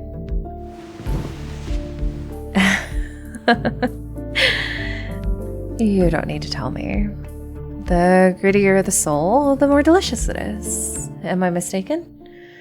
In any case, let's hope it doesn't backfire on you.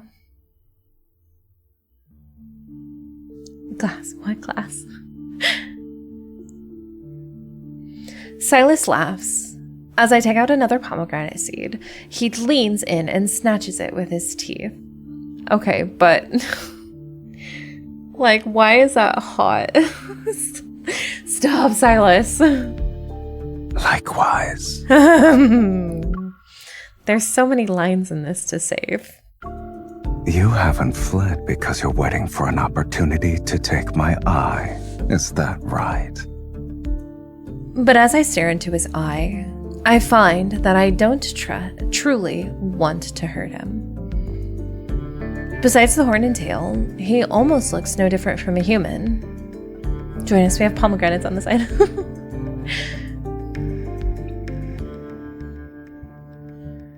Aside from searching for places to plunder, the dragon and I often meet at the top of the lair. Sometimes I tell him the stories I've heard. He rarely speaks, as if he's engrossed. Or perhaps he just wants someone to watch the moon with him. Occasionally, the dragon talks about himself. He speaks about the myriad of dragon-slaying weapons in his treasure trove, and the 108 ways humans have tried to kill him. But most of the time, we just sit together and say nothing.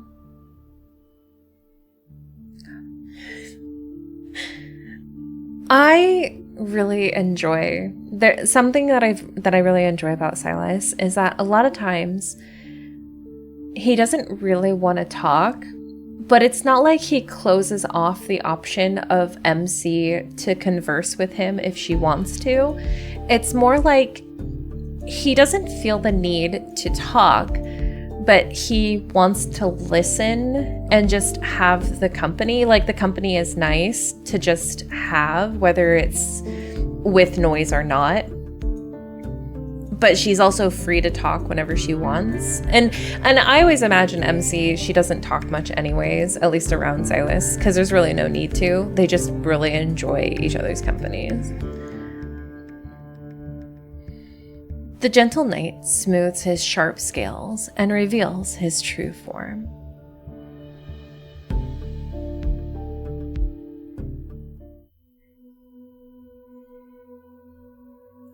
The sun is setting, and the rocks still retain daylight's warmth.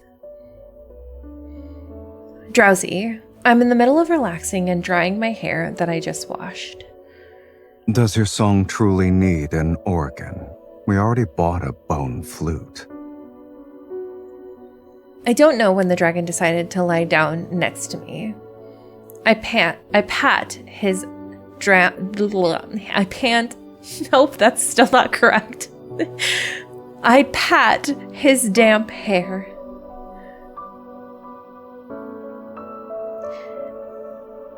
Why don't I teach you the song, since you like it so much? No. Oh.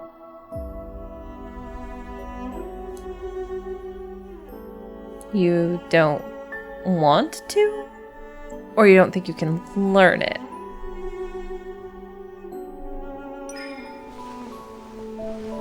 I cup his face in my hands and make him meet my gaze. I just realized something these days. You don't understand the song's melody, can't see the beauty in patterns, and can't even taste the flavors of food. Is that right? Dragons don't need those things to survive. He escapes from my hands, yet I detect a hint of awkwardness in his words. You act mature, but you were sealed away for a long time. Sylus, were you still a young dragon? Or you're still a young dragon, aren't you? And I think that's why all the allies are so lovable. They have different variations of how they make MC. Yeah, I agree. You only just learned how to hide your wings. I gently stroke the horns on the top of his head.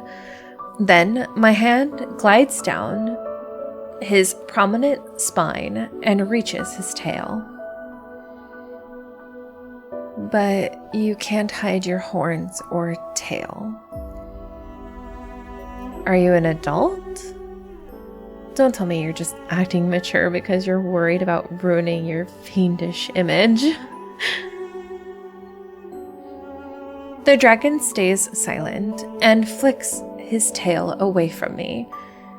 He loops it around us, and it touches the small of my back. Are you trying to say you've uncovered my secret? Reminds me of the way MC teases him about what to call him. She did the same thing this year. Oh, yeah. A defiant force gently pulls me towards the dragon's chest. All right. Let's assume there is a young dragon before you. What will you do? eat it?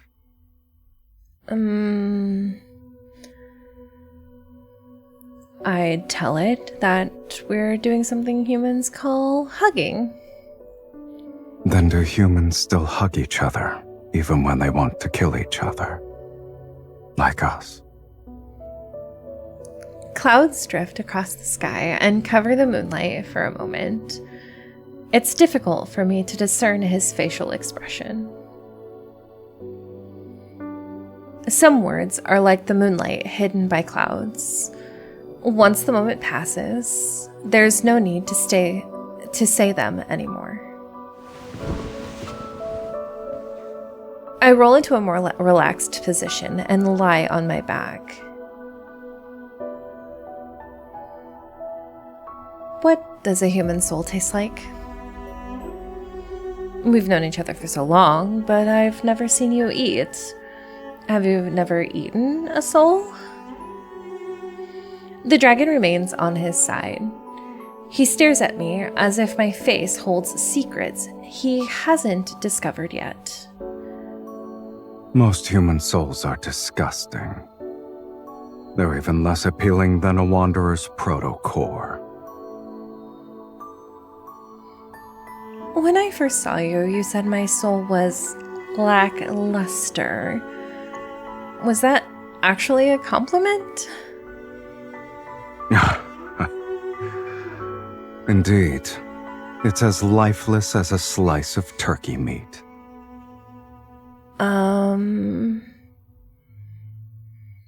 Thinking back, I can't help but laugh.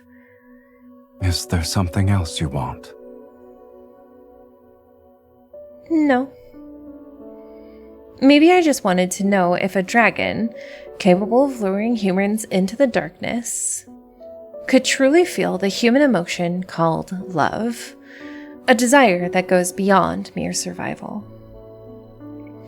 In his world, apart from survival and killing, could there also be room for organs and hugs? Or maybe the person next to me only appears to be human. And his indulgence towards me is just so he can obtain my soul. Man just wants good food.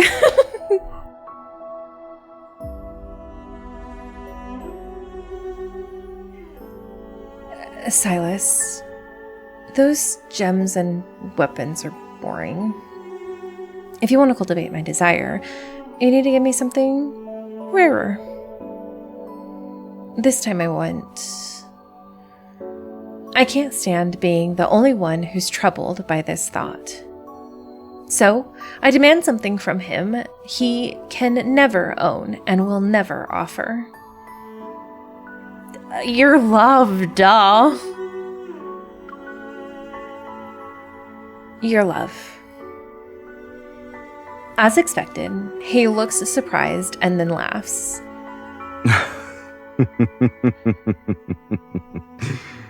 A fiend's love? What are you going to do with something that doesn't exist? If it doesn't exist, then it's even more precious. Speak.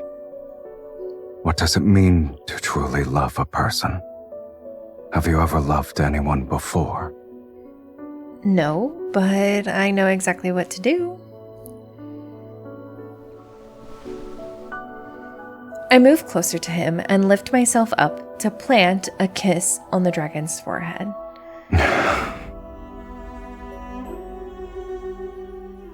When humans fall in love, they want to kiss it. Maybe dragons feel the same way? The dragon's claws sweep across my cheek. Once again, he looks at me as if I'm prey. But maybe you should know the fate that befalls a dragon's lover. Take me to the play! I love this part. This one's one of my favorite parts. Taurus City's tavern is always open. On stage, a woman wearing a fiery red dress has just left. Amidst the boisterous cacophony from the drunkards, I sit next to Sylus, who's in the shadows by the window. I wear a hooded cloak.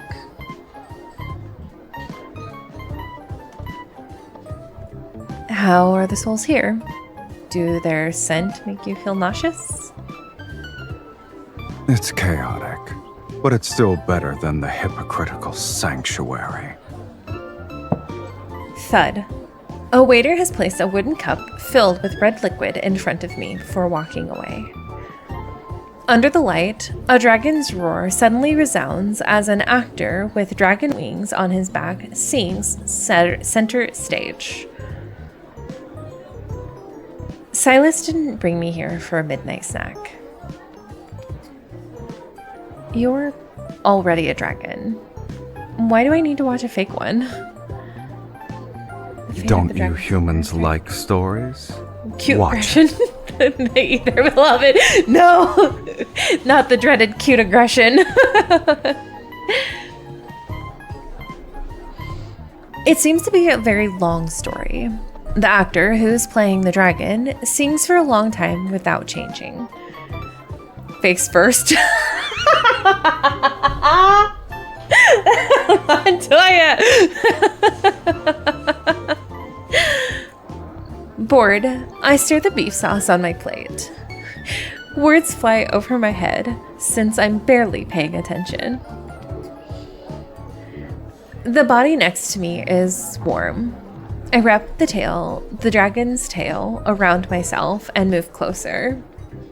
Sounds like a ritual. I'm hating something.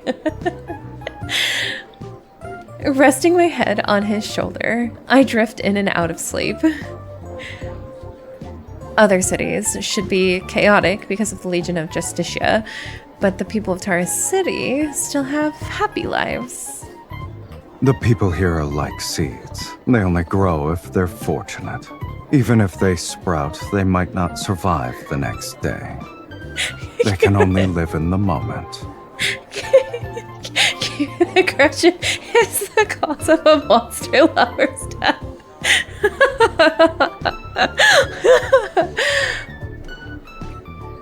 Are we also people who might not survive the next day? What are you trying to say? I grab the dragon's wrist. Smiling, I narrow my eyes.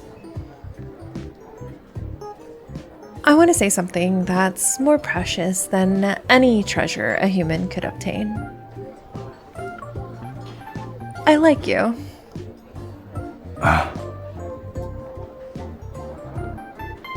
I like who you are right at this moment. I turn away and notice how the dragon's face is faintly reflected in the window. I secretly watch him and notice his smile that vanishes as quickly as it appears. That's... This is giving like... It's so tsundere. Oh my gosh, I'm so here for it. I love it so much. It's so cute. I secretly...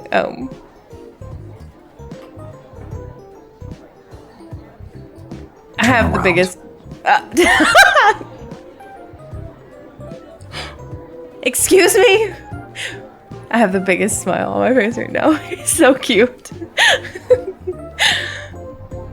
He grips my shoulder and forces me to face him. Are you trying to move me with your human love? I said it because I wanted to. Now that the moment has come and gone. The dragon pulls my hood over my eyes. My heart slightly trembles, but all I receive is a gentle flick. Too late. I'll remember this. This man. So fall for me.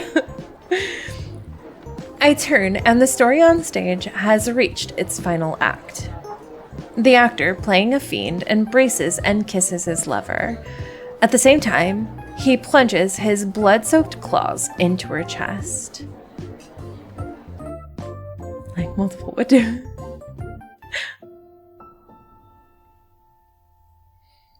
At night, the dragon carries the sleepy girl through Taurus City's crowded alleys.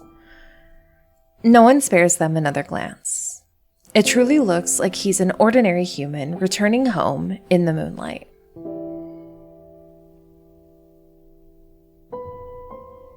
Sylus, I don't understand the play you made me see. Maybe I fell asleep halfway through? Then sleep. It wasn't an interesting play in either case. But I wanted to hear it. You must tell me, or else I'm going to have nightmares. It's about... No. That laugh, not passing it up. a dragon. Figures surround them. He could fly her back to the dragon's lair, but tonight he wanted to walk a bit longer with her. In the beginning, the dragon lived in a valley with other dragons. Amongst his kin, he was the only one with a human appearance. He mistakenly believed he was a normal person. But as he grew older, horns sprouted from his head and a tail from his back. He had never seen anything like this on someone before. He was scared. So he picked up a blade because he wanted to remove them, but the horns and scales would grow back, dripping with blood. It didn't matter how many times he cut them. He turns and walks onto a small path. There are fewer people here. His voice softens as if he's actually lulling her to sleep. After a long time, he finally came to terms with being a monster with horns. But then, the love of his life appeared. The moment she pulled out her sword, she was the one destined to kill him. She was his arch nemesis. But somewhere along the way, he stopped wanting to consume her soul. She showed him human love and companionship, making him think he could live like a human too. And slowly, without realizing it, he began to forget he was a dragon. Maybe it was the first time she climbed to the cave's opening, and the morning light touched her dirty, scraped face. Or maybe it was her first unchecked, ever-growing desire that reminded him of his old self. Or perhaps, deep down, she's also a little monster with horns of her own. Yet a monster can never truly become a human. He cannot escape his fate as a dragon, nor can he love anyone for long. Dragons have an inherent tendency to toy with human desire. But in the end, they inevitably become enslaved by it and turn into true monsters. At the end of the story, he killed his beloved. This is the dragon's curse. As he walks away, the lights fade behind him. He pulls off his cloak, revealing the creature beneath. His form, with dragon horns and a tail, remains. Sylus, do you hate humans? I wouldn't say I like them for now.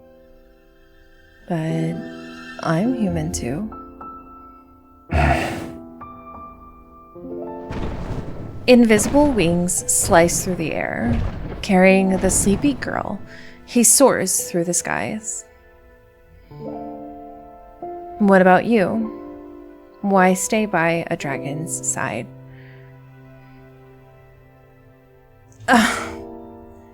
Sylus, you're so much more than the dragon. I'm so sad for him. This is so... I think the worst part is that they...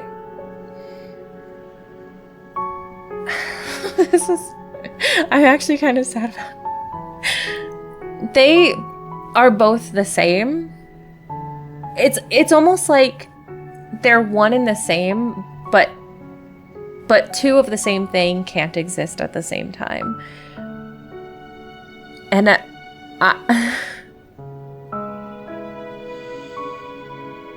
I'm so sad for both of them. Like, it hurts my heart that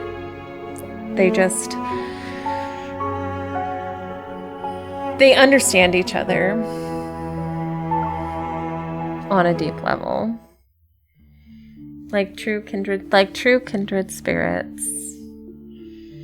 Doesn't the MC in her outfit have a tail as well? She does, yeah, and horns. What happened that night at the tavern, along with the words we exchanged, is never brought up by us ever again. By the light of day, it becomes a dark, absurd secret hanging between us.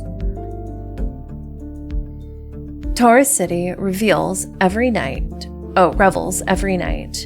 where shallow desires are easier to face than genuine feelings. With the return of the Fiend, Doomsday's ominous shadow once again haunts the war-torn land of Sylus. Under the guise of exterminating the Fiend, the Legion of Justicia sparks war across the planet. Those who dare to oppose them are branded as sinners and put on trial in the court of Justicia.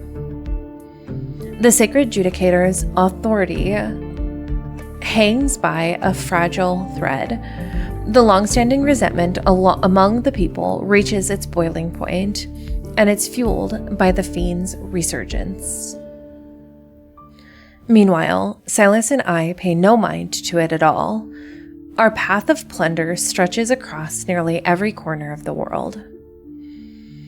But amid this feast of desires, that's the name of the song, as my thirst for revenge deepens, the cursed dark clouds gather thicker around me, and the dragon, casting ever darker shadows over our fates.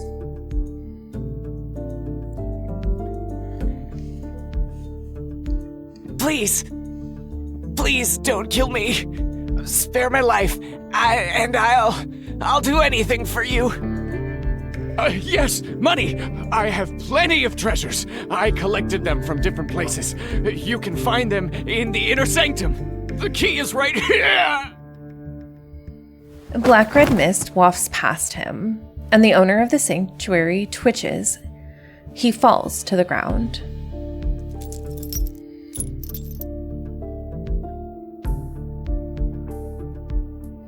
I take the key from his stiff hand, dangle it on my pinky, and follow Sylus into the luxurious inner sanctum. I can't remember how many places we've raided. The guards and traps in this place are remarkably sophisticated. They even managed to injure Sylus. Unfortunate for them, they serve an incompetent master.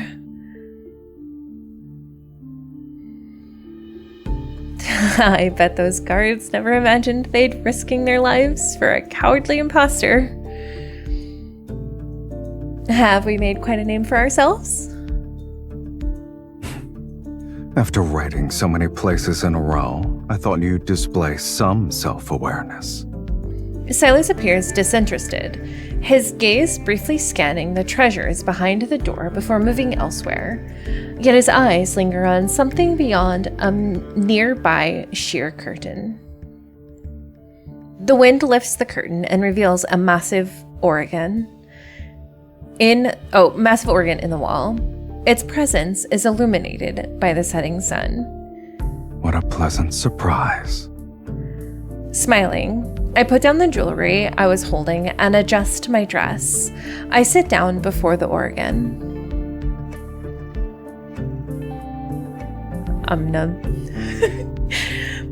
Melodious music resounds while the wind sweeps through the building.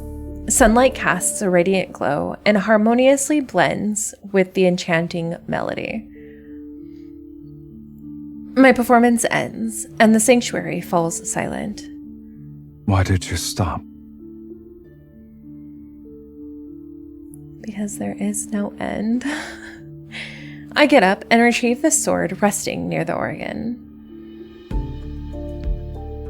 A requiem is meant to soothe the dead, but the souls in this place don't deserve it. Standing on my tippy toes, I move closer to Sylus. As soon as he narrows his eyes, I quickly step to the side and gracefully ascend the stairs. They were sanctimonious enough when they were alive. I have no intentions of praising their ugly souls. What I desire is... My fingers brush over the renowned painting adorning the wall. I turn, lift the hem of my dress, and sit on the sacred throne positioned at the top of the stairs. I point my toes, and in silence, I hook my leg around the dragon's as he reaches the last step. Just as he leans forward, I tug him close.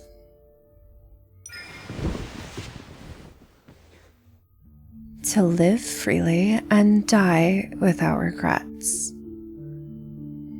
Our breaths mingle, and our heartbeats sync.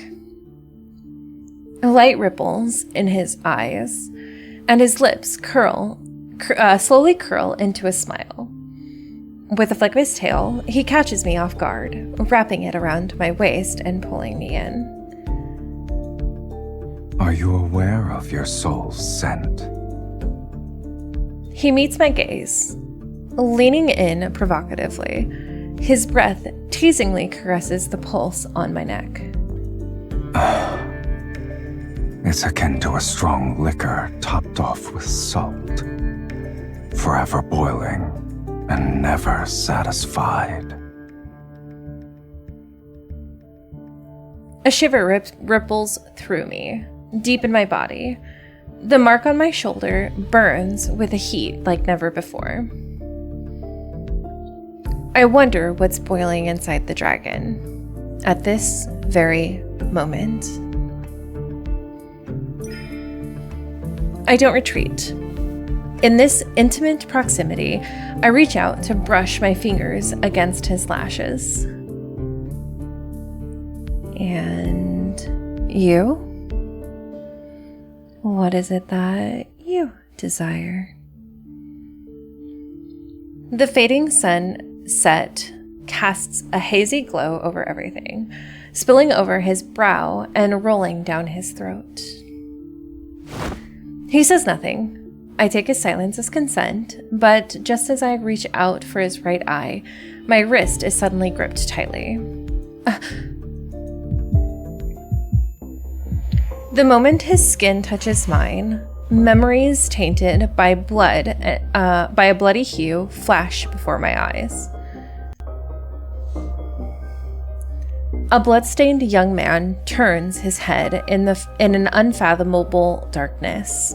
He seems to be... You ask too many questions. His voice shatters the illusion. I return to reality, and Sylus has already released my hand. A sinister, blood-red gleam flashes in his eye. Where are you going? I've never asked you that. It's a shame. I won't ever learn how to be tactful.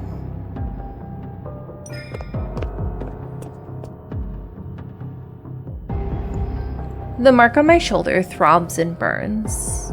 I move ahead of him and block his path. Were those guards not enough for you? What? You still want to hide it from me. I sweep the strand of hair away from my neck, revealing the mark he left behind.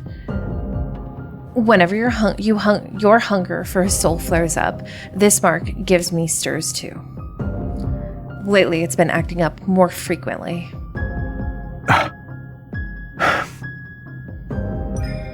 I take a step towards him. Without hesitating, I caress the area around his eye. Oh my gosh, I just realized this is the first time we're about to, that his Aether Core is doing that thing that we learn.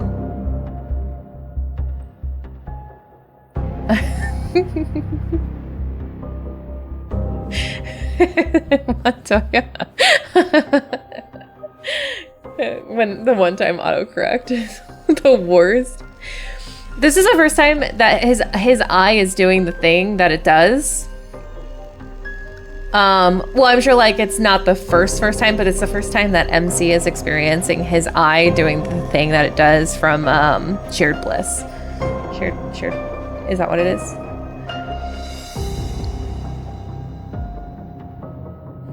I take a step toward him without hesitation. Oh, I heard that. It wants to consume us. It does. When our skin touches again, the mark on my shoulder flares with heat, and a familiar searing pain floods through me.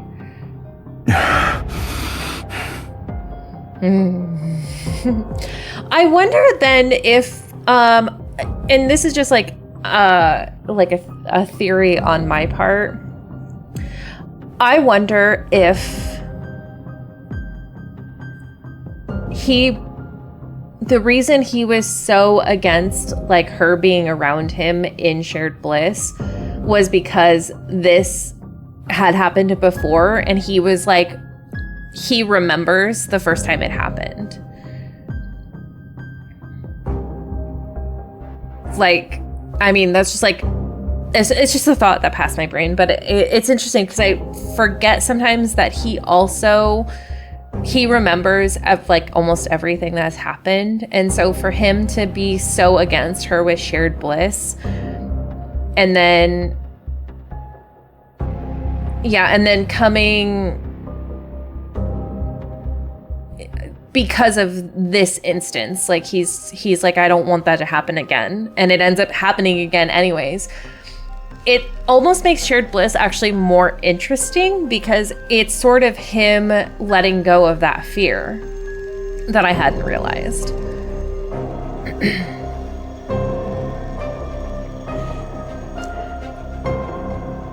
I stagger back, yet an inexplicable bond persists and connects me to him.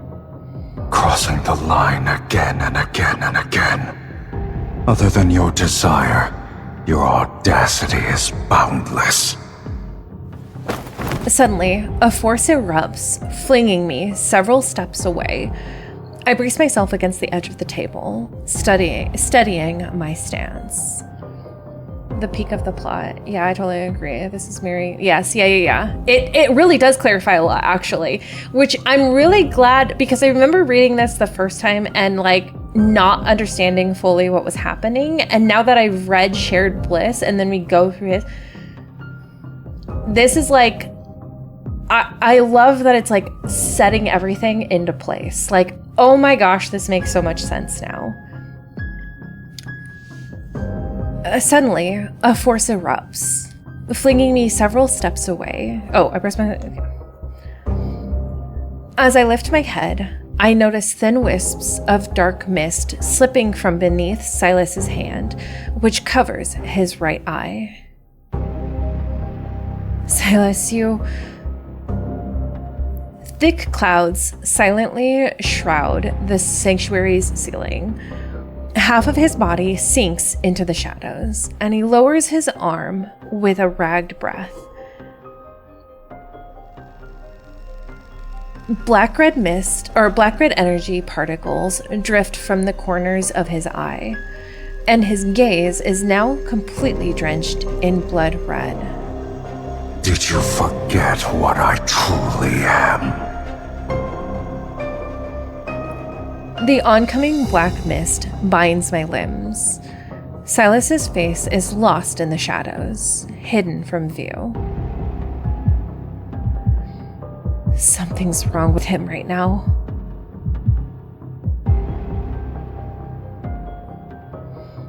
The shackles around my neck suddenly tightens, and the pain from the depths of my soul strikes again. Are you going to devour me? No, you won't. I won't. Have you spun so many lies that you've begun to believe them yourself? Shall I remind you? You are nothing. You are but a soul that was fed by a fiend. Ooh. No, this isn't who he really is. The mark on my shoulder grows like thorns. It tightens its grip around my body. My strength drains away. My vision blurs. With my senses slipping, all that remains is an empty husk. So long as I desire it, I can feast at any time. My body thrashes. In the vast void of near death, the chaotic screams in my mind slowly crystallize. Eat him. Devour him. Eat him. A thin streak of golden light bursts from the mark and surges down my arm to my palm, shattering the bind that holds me. The terrifying suffocation devours my consciousness, yet something appears in my hand and guides me to strike at Sylus.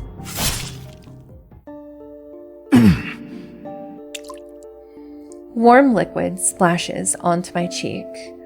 The blood-red greatsword solidifies from a phantom into reality, and I thrust it into his chest. His scarlet eyes widen in disbelief as we lock gazes, the air heavy with silence between us. The dragon! The fiend has been slain! The Judicator's oracle bursts into the sanctuary with the legion of Justicia, their voices frantic and uneven as they shout out. Capture it! Capture it now! My hand trembles. The sword dissolves, turning into light and returning to my body. The force restraining me loosens into its grip. I fall onto the pristine floor of the sanctuary. No, that sword, I didn't mean to. The blood bursts from Sylus's chest, and the soldier's blades are poised right at his head. In his current condition, facing off against the Legion is a grave risk.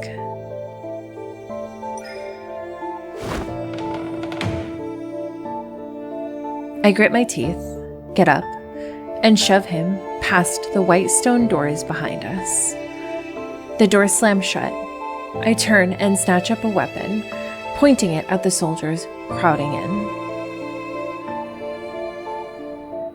You saw it yourselves. The fiend couldn't best me. Anyone who steps closer will meet their end by this sword.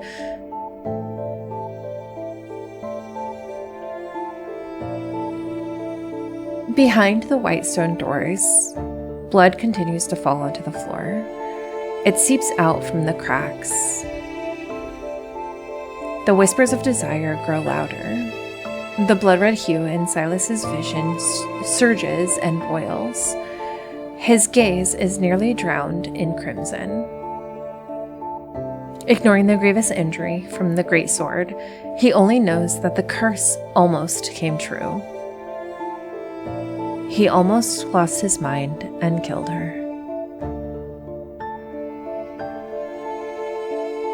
The boiling, nearly irrational urge to kill rages on. refusing to calm. The wounds on his body remain open, unhealed. He gets down on one knee. Sharp claws begin to sprout from the hand covering his right eye. An irresistible force pierces through his flesh and bones. It transforms into massive wings that spread wide from his back. The sanctuary's pristine bell tower trembles as a savage force destroys it from within. A roar resounds from the collapsing rubble. The mad dragon spreads his wings and surges forth before crashing to the ground amidst the human screams.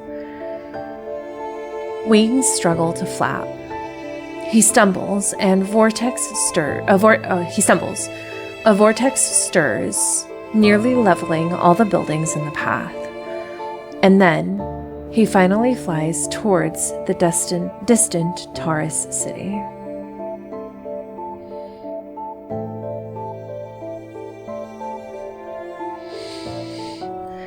He's wounded. Go help him, MC. Go help him. Did he just leave her there? Wait, did he just leave her there?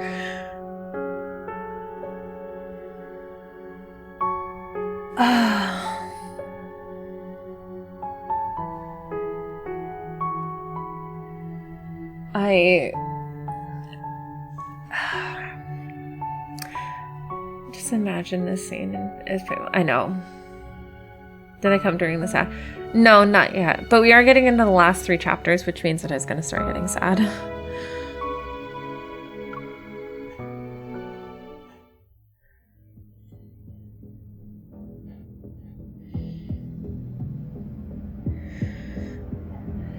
The sight of the dragon rampaging through the city and flying off towards Taurus City haunts every soul that day. When I finally break free from the chaos of the Legion and rush out of the sanctuary, I only see his figure disappearing into the storm clouds. The trail of blood left along his flight path makes people realize this fiend is gravely injured. Soon, every faction of the Legion and every opportunist seeking to profit from the death of the dragon's head from Taurus City. I steal the armor of a dead soldier and blend into the ranks. I make my way over to the dragon as soon as I can. I need to reach him before anyone else does, before they try to end him. Even if fate just showed me, I'm the only one who can truly kill him.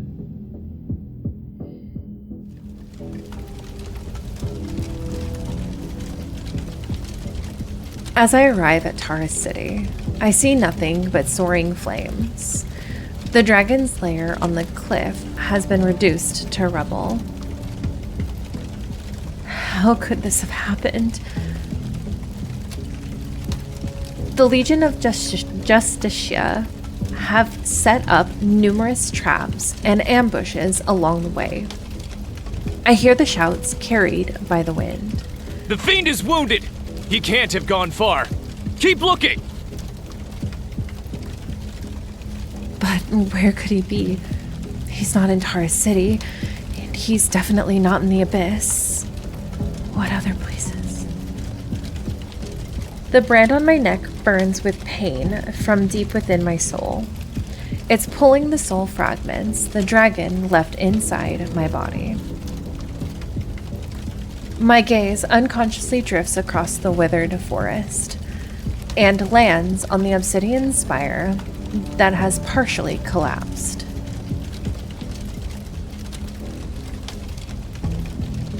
Before long, the fiend will meet his destined arch-nemesis one right over there.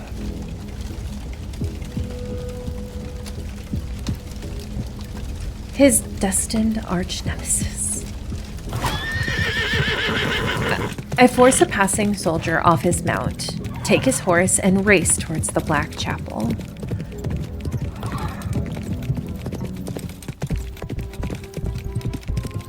The closer I get to the building, the more vivid the crimson bloodstains along the mountain path become.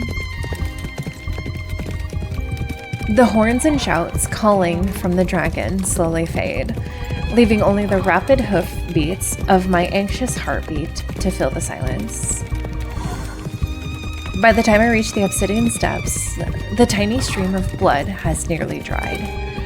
When I push open the gate of the long-abandoned chapel, nestled deep within the forest, the cold moon hangs high in the night sky. You're just in time.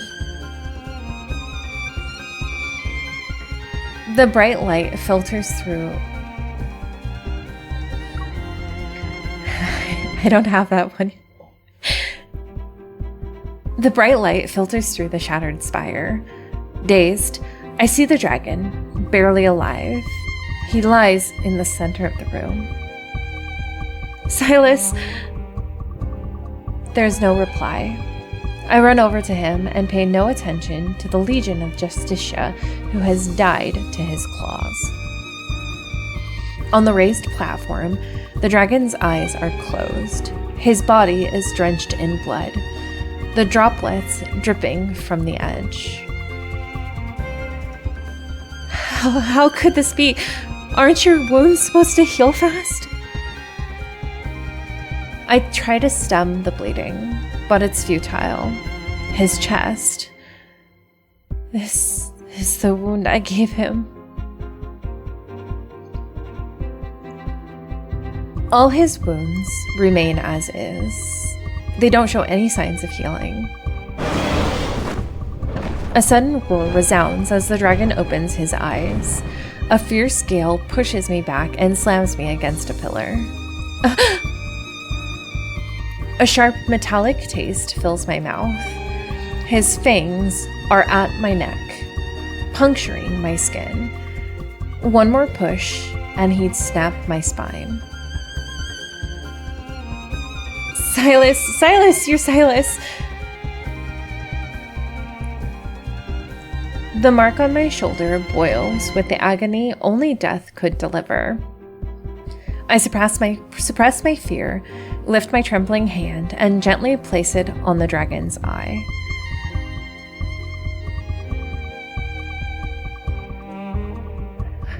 A soft requiem echoes within the spacious room.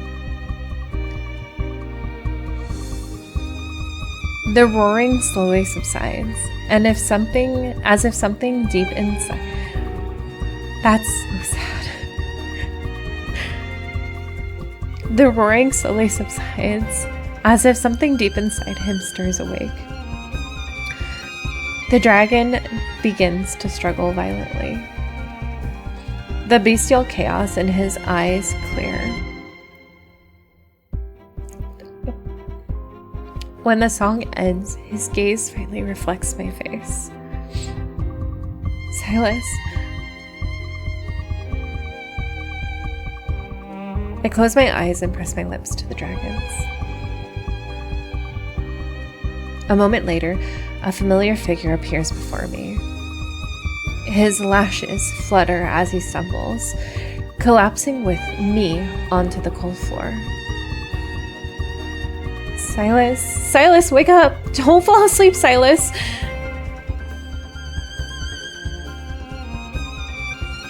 Black mist spills out from every wound in his body, as if his very life is being drained away. Our blood mixes together on the slippery, cold floor. When my blood touches his chest that's shrouded in black mist, a sharp pain pierces my mind. Eat him. He's yours. Kill him. Devour the power. Exhilarated, my heart races. Fervent desire reverberates in my ear. My arm trembles as I raise it. Unable to control it, my hand is close to Sylus's heart. Yes, Use your strength. Just like that. My hand quivers uncontrollably. I grit my teeth, trying to shake off the voice in my mind. But suddenly, my wrist is caught. Don't know where to aim. Sylus has opened his eyes without me noticing. As he presses his wrist down, a faint, weak smirk curls his lips. I can tell you.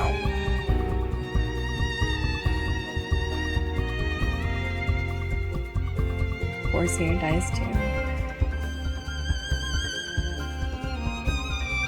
The Phantom of the Greatsword nearly forms again. It feels like waking from a trance, and I fling my hand away, breathless. Have you gone mad? A smile gradually graces Sylus's face. His eyes gleam like precious gemstones into the depths of darkness. What about you? Before the mark disappears, you still have a chance to kill me. He tightly grips my arm and struggles to support himself in the pool of blood. Leaning against the pillar, his tail reaches out to me. You've got it right at my heart. So I hesitate. Struggling to breathe, I kneel before him as I'm forced to meet his gaze. His tail moves before I can react. My heartbeat reverberates in my ears. His aura burns like flames and slowly engulfs me. Do you remember? Only the fiends destined to arch-nemesis can kill him. Who exactly do you think that is? Oh my gosh, I have butterflies in my stomach. This is crazy.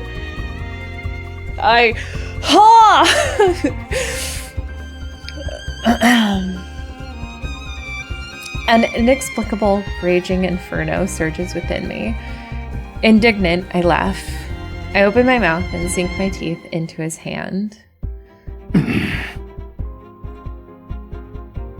I don't believe in destined arch-nemesis nonsense.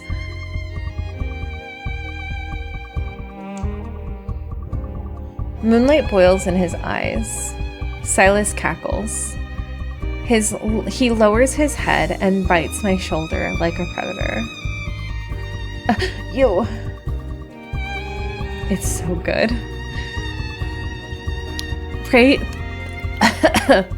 Pain spreads like fire. Then, Sylus extends his tongue, slowly licking the wound on my shoulder. It's as if he's claiming and soothing me.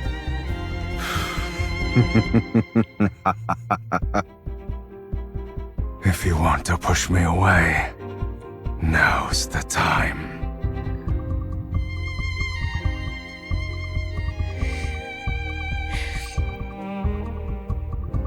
His tongue alternates between licking and biting, sending a strange, tingling sensation through my body despite the lingering pain. He slowly licks over my throbbing wound. Sylus tightens his grip again and again. His eyes are filled with fervent excitement and a hunger that knows no end. However, if you don't want to... You guys.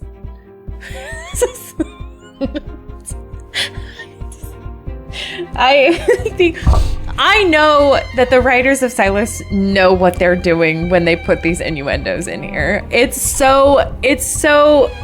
just, oh my gosh. I can't,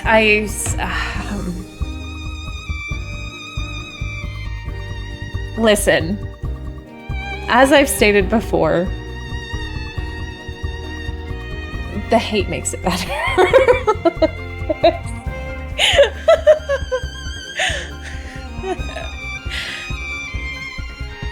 The mark on my shoulder that belongs to him burns. Dizzy, I lift my gaze. My strength is drained away, but I see his wounds slowly healing. It's the ritual! It's just the ritual again. It's the original ritual. It's the original ritual, you guys. You can't convince me otherwise.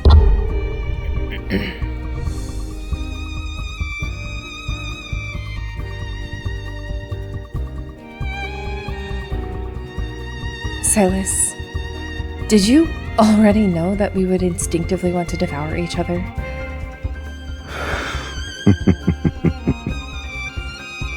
But we always save laughs in this house. This is why we love enemies to lovers. I'm a pure man. I know not what I'm hearing. I hear. Then why did you rescue me from the abyss?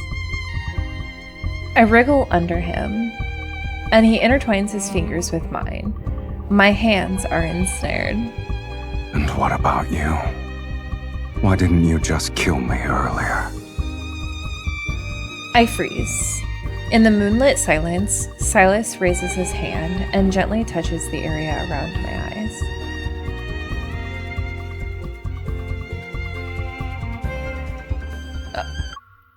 In the darkness, a kiss as gentle as falling flowers lands above my eyes. Okay, I have a quick question, though.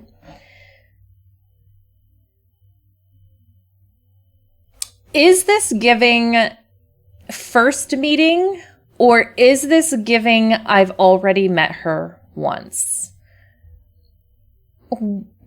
And I'm asking this as like, where do we think the third myth is going to land? Is the third myth going to land, if it's the gladiator one, is it going to land honestly or before or after this? Or are we going to get something like before? I don't, honestly, this bit it was because I keep thinking, oh, okay, yeah. I think first meeting, I believe there's further history. Okay, it looks like it's kind of a mixed bag of feelings.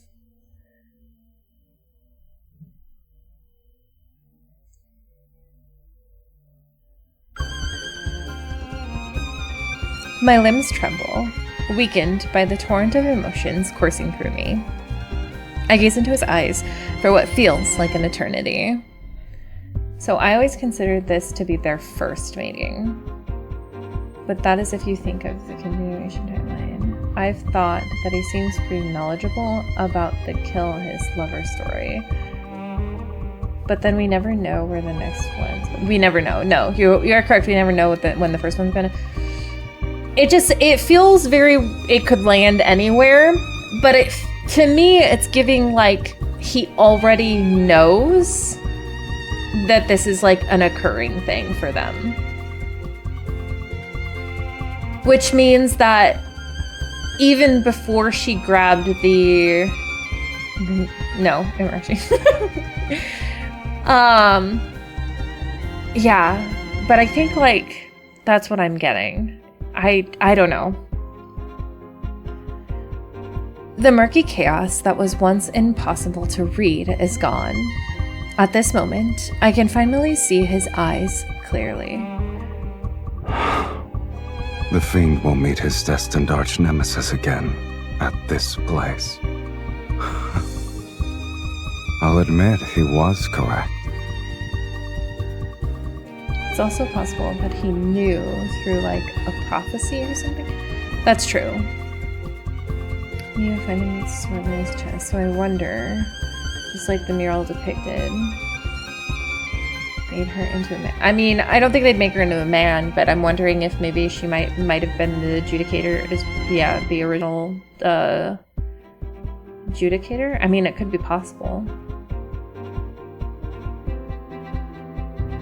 Yeah, or through a prophecy or something.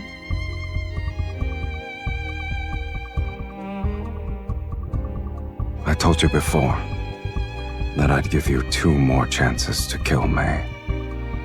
Now, You only have I think one. it's more she's the one who could actually kill him because the guy wasn't able to. Oh, like she actually was the one that, like, not even the Judicator could kill him. It's like any Asha in the video story. In that instance, the turmoil in my heart settles, and I twist my hand to clasp his. You only said a half-truth. I told you before that I'm greedy. I live how I want, and I hate being controlled by others. If fate wants me to kill the fiend. A warm, soft golden light spills from my palm. I press it against the wound on Sylus's chest. Then I'll save him instead. Save me. Are you aware of the cost? Once we hold hands now, our lives will be bound together, Along with our deaths. We must offer half our soul to the other. They'll be merged to forge an unbreakable bond.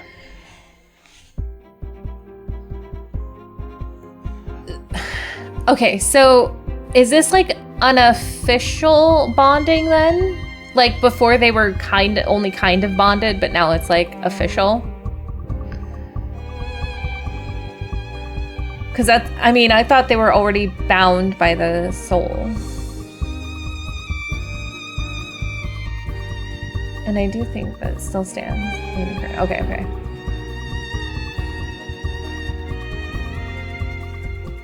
To share your life with a fiend. It might be a punishment worse than having your soul devoured. Will you truly not regret it? I said I'll live, didn't I? No matter the cost. If following our hearts is a sin, then you and I must be the last of our kind in this world. Moonlight replaces the flickering candlelight. As our hearts beat in unison, he kisses the inside of my wrist with something akin to devotion. That's precious. Yes, this is when they officially. Okay, so before it was the prophecy, and now it's like officially they're like, no, we're like willing. Before it was a forced one, and now it's like a willingly giving up. Okay, I got it. In that case, stay by my side until the end of time. Yes, I will.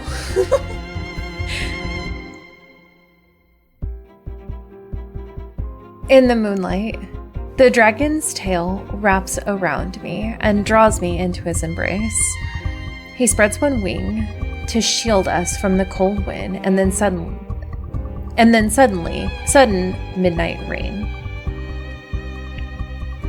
That night, I fall into a deep sleep in his warm embrace.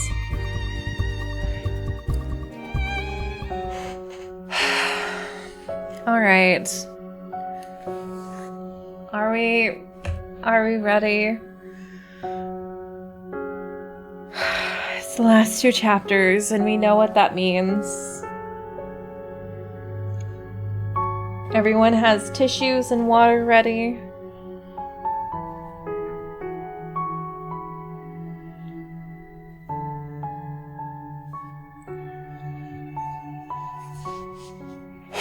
Okay, I'm ready, I think.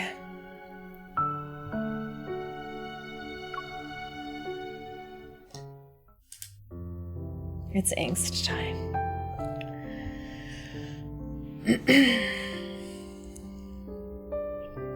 The night fog envelops me, and I feel like I'm trapped in a long, chaotic nightmare. When I wake up, I'm surrounded by Red Valley filled with blooming datura. Did they kiss the brick at least?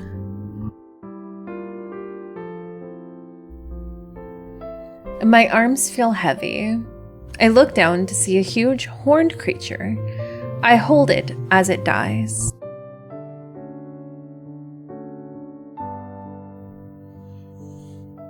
I don't know why I'm here. I just vaguely remember having a dragon in a pitch black chapel.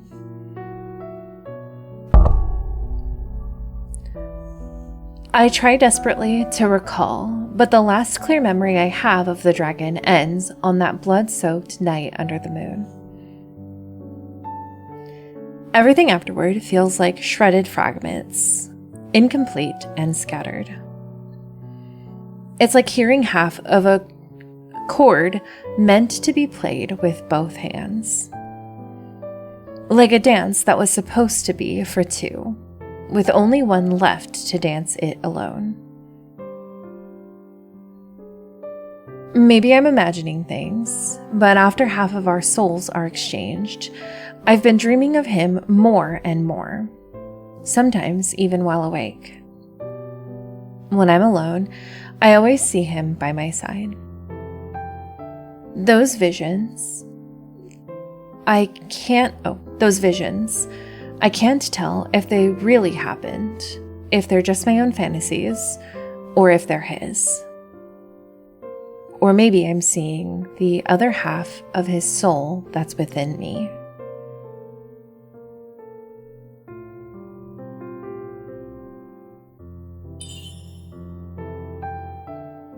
Why are you so worried?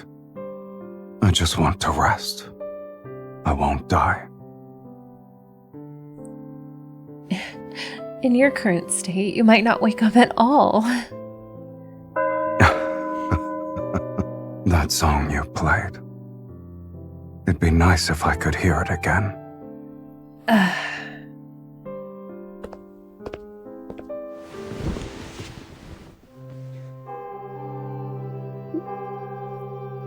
I'm already hearing it. I can't. I'm like already crying.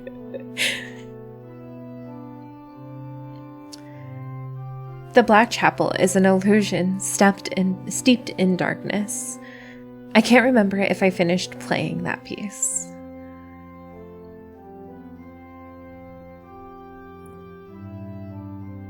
Oh no. But it's a requiem.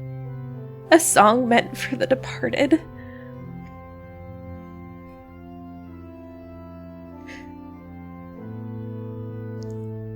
Sometimes I think we never truly left the chapel after that night. I live there with the dragon. We keep each other company, and we live in a peaceful life away from everyone. On days when we tend to our wounds, we'd go hunting in the forest or disguise ourselves to shop at the market. Little by little, the chapel became filled with traces of us. On the pew, there'd be this salve I mixed for his wounds the night before. But the stained glass, the sheath he made for my sword, hangs proudly.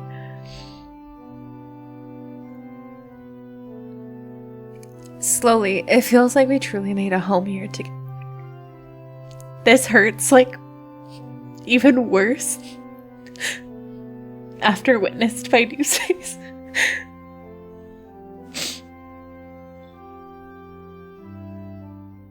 It's actually the worst. Yes, it's like, wait, I can't, hang on, I can't read it.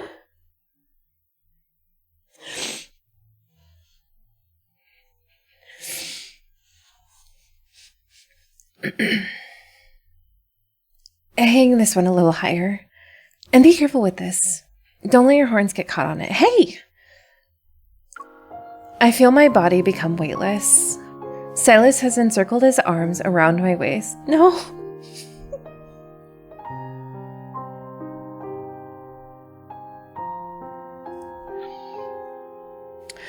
Sylus has encircled his arms around my waist and lifted me. He puts me on his shoulder. My view rises in a flash, and I widen my eyes, looking down to meet his gaze. What? Didn't you say it should be hung higher? His eyes gleam with amusement. I can't help but smile too. We're more in sync than I thought. When I raise my hand, he moves smoothly, keeping one arm steady around my waist. He doesn't falter. I hang up each decoration from the pile on the pew, one after another. As I reach inside my bag again, my fingers brush against the only item that's left. Here's the last one, but this one's different. I tilt my head and raise my chin towards Sylus. Close your eyes.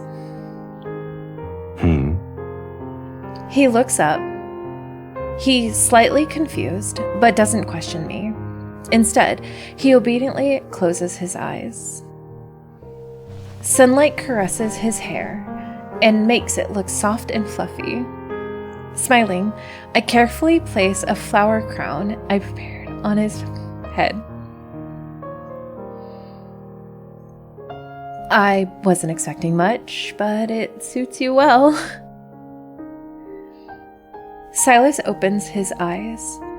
Hesitant, he raises his hand to touch the upturned petals and gently adjusts them. So you stayed up late these past few nights to make this? You didn't sleep either? He chuckles without responding, reaching up to pluck a tiny petal that'd gotten caught in his hair, or in my hair. Do you like flowers? Yeah, I guess. But there aren't a lot in Taurus City. I had to scour the entire forest to get this much. The forest barely has any flowers. What do you mean? Hold on tight. Before I can finish, Sylus wraps his arm around my waist and lifts me. The air brushes past us. He lets out a hearty laugh as he spreads his wings. Since you gave me a gift, I should respond in kind.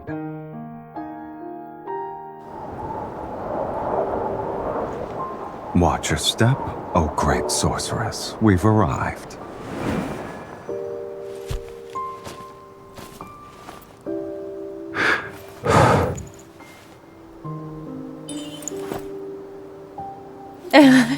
I love that little gesture that he does. It's so cute.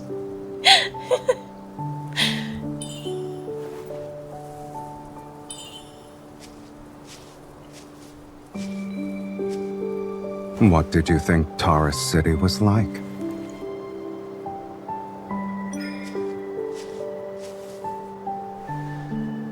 Well, you should have developed a new impression by now. Just because you haven't seen the other sides of it doesn't mean they don't exist.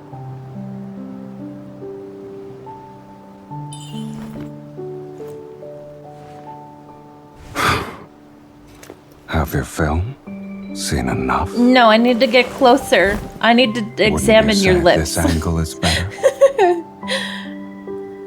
Look how cute he is! Oh my gosh, I love this part so much. It's just so... it's so perfect. Yes, give me the happy before you absolutely destroy my heart.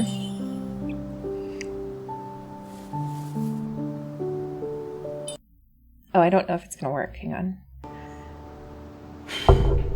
Oh no, I have to wait.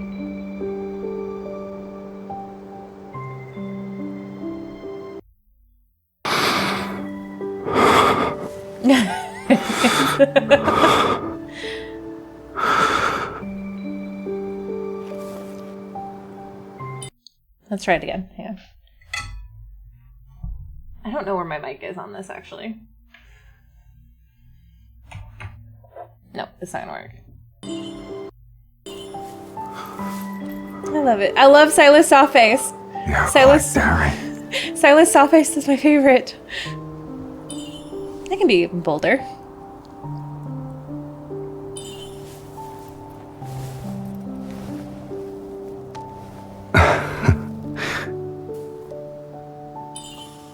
This flower but suit you better than Taurus City. That's the first time someone said those words to me.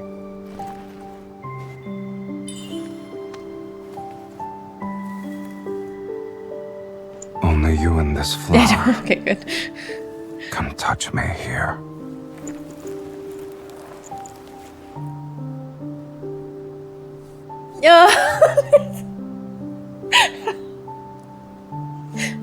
I have to catch this. I know I can get it at any time, but I just...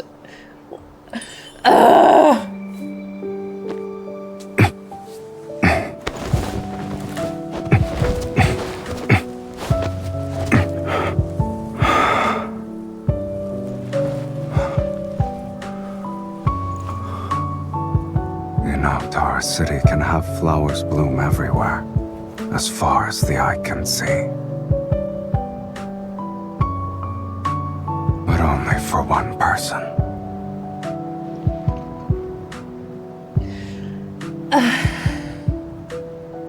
All right.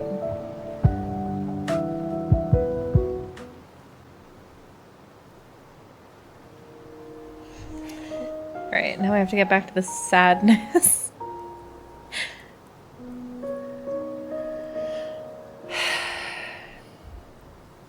On the other side of that nightmare, the dragon never took me to the valley where flowers bloomed. On the night we exchanged souls, the sacred judicator himself led the entire legion of Justicia to surround the Black Chapel. They spared no effort trying to capture the severely injured dragon. The mark the dragon left on my shoulder served as undeniable proof of me being a sorceress. The news of the fiend's death spread throughout the land. On that day, I'm taken back to the Ivory City under the accusation of being a sorceress. They imprison me in the courtyard behind the ruined sanctuary. Now, I can only wait to be sent to the court of Justicia.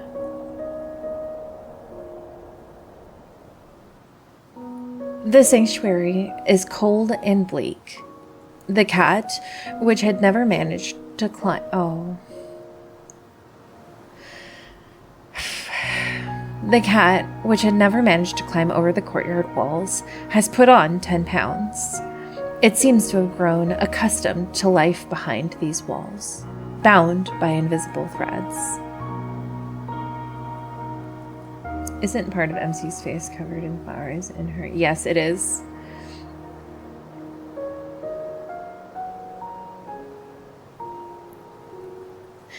Only I know my dragon is still alive. He flies across the abyss to find me on every moonlight night. This is the secret that only I can see.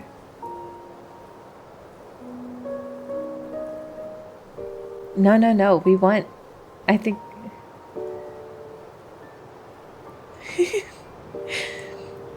Under the moonlit sky, Sylus sits on the weathered platform between two statues. Oh, I like this background. I want this one.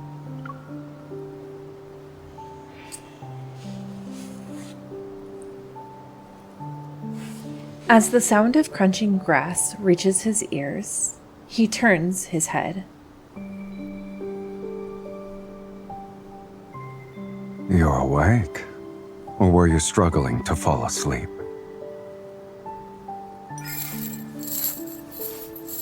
Oh, she's chained. I was like, why doesn't he just take her away? I mean, wouldn't he be able to break the chains though? I'm just saying. Sylus, break my chains, please. Chains drag through the overgrown grass as I walk towards him. Reaching out my hand, he gently pulls me up and holds me in his arms. I've been feeling restless. I suspect it's because half of someone's soul is being noisy in my body again. That's a good thing. Sylus quickly brings his legs together and blocks my movement. Don't move.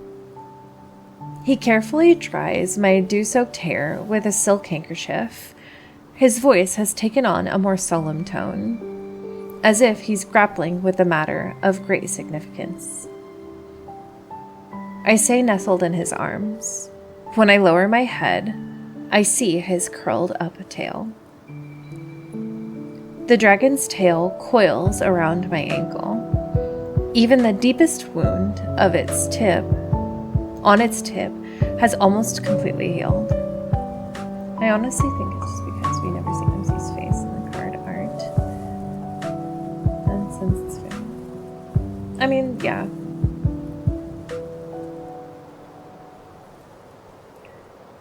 I fell asleep while waiting for you these past few nights. Why didn't you wake me up? As the silk handkerchief absorbs the moisture at the ends of my hair, Sylus allows me to turn my head. A gentle smile graces his lips. Someone was dreaming and continued to say my name. Hey. I lift his chin and scrutinize him. With a relaxed grace, the corner of Silas's mouth curls up. I nuzzle his fingers. Oh, he nuzzles Did you my fingers. actually dream of me? Have you never dreamt of me? He doesn't speak. He just looks at me. Before I was sealed away, I did dream of you.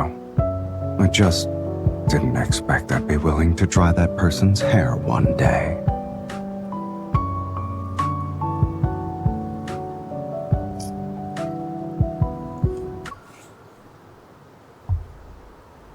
Before I was sealed away, I did dream of you. Sealed away before she freed him? Are we talking in the romantic sense where he was like, one day I thought I would be in love? Or are we talking literal where he was like actually dreaming of her? And you also happen to be enjoying it. So what did I do in your dream exactly? Did I point a sword at you? The candlelight flickers alongside something else in Silas's gaze. What about you? What did I do in your dream? Okay, so like what you were saying earlier, which is like like the prophecy or whatever. Like he knew it was something that was going to happen. Silas has always been big into this and meeting thing. Okay.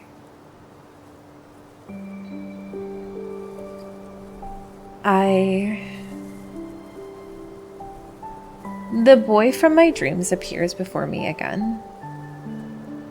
Okay. Under the moonlight, the horns and tail of the fiend reflect a dim glow. I met his gaze. Numerous words bubble up within me, yet they become entangled on the tip of my tongue. On this dimly lit night, I hold him close and pour all my strength into hugging him. Since you've taken half of my soul, even if the world turns its back on you, I'll always stand by your side. You're not even allowed to think about leaving me. My heartbeat resounds like a drum in my ears as Sylus lowers his gaze.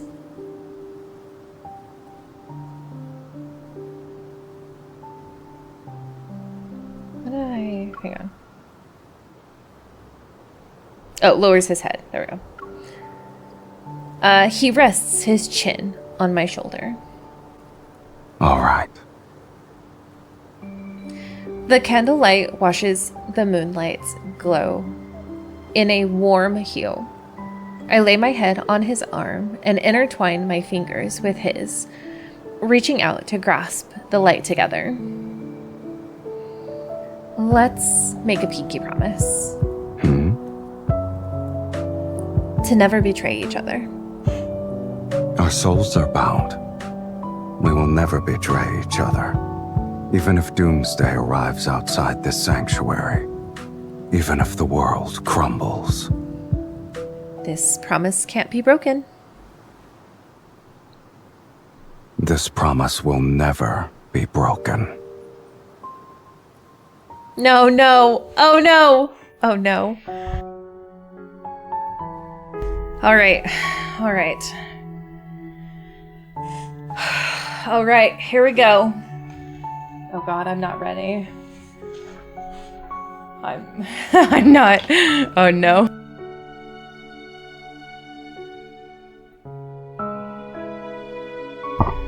Man, I've even read this before and I'm not ready. Okay.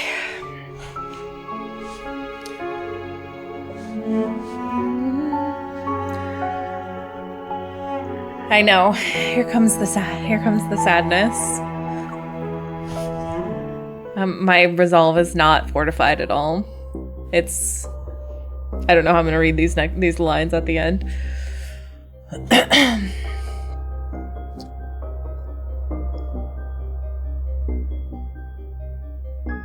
Oh, thank you. I have my tissues. On that dew-drenched midsummer night, time seemed to freeze in place. Even though the future remained sweet and light. Oh, every thought of the future remained sweet and light. After giving up half my soul, the greatsword never appeared again. Perhaps I lost the power to wield it, no longer able to slay the dragon. Does this mean the dragon's curse has been broken? All I can do is look towards Taurus City. But as time goes on, the half of the dragon's soul within me burns more fiercely. A fervent desire like his searing my mind. With the ever-changing days and nights, I start to forget who I am. Sometimes, I'm the dragon hiding alone in the Black Chapel. Other times, I'm a human awaiting judgment in the sanctuary's courtyard. When I came to my senses one time, I found myself sinking my teeth into the neck of a soldier who was guarding me. The courtyard grows quieter by the day. Perhaps it's because there are fewer people left in the Ivory City. The planet is in rapid decline. Before leaving, the last soldier tells me that the dragon has broken free from their restraints. He's gone completely mad and has nearly destroyed every city. The end of the world will be upon us. Soon, this ruined planet will only have the rampaging dragon left. I haven't seen Sylus until the doomsday judgment arrives. They take me to the highest court of Justitia on Pylos. Justitia.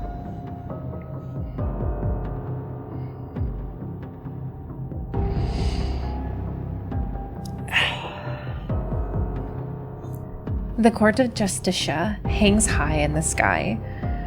Under swirling red clouds, several arbiter wings symbolizing divine retribution stay silent as they circle above.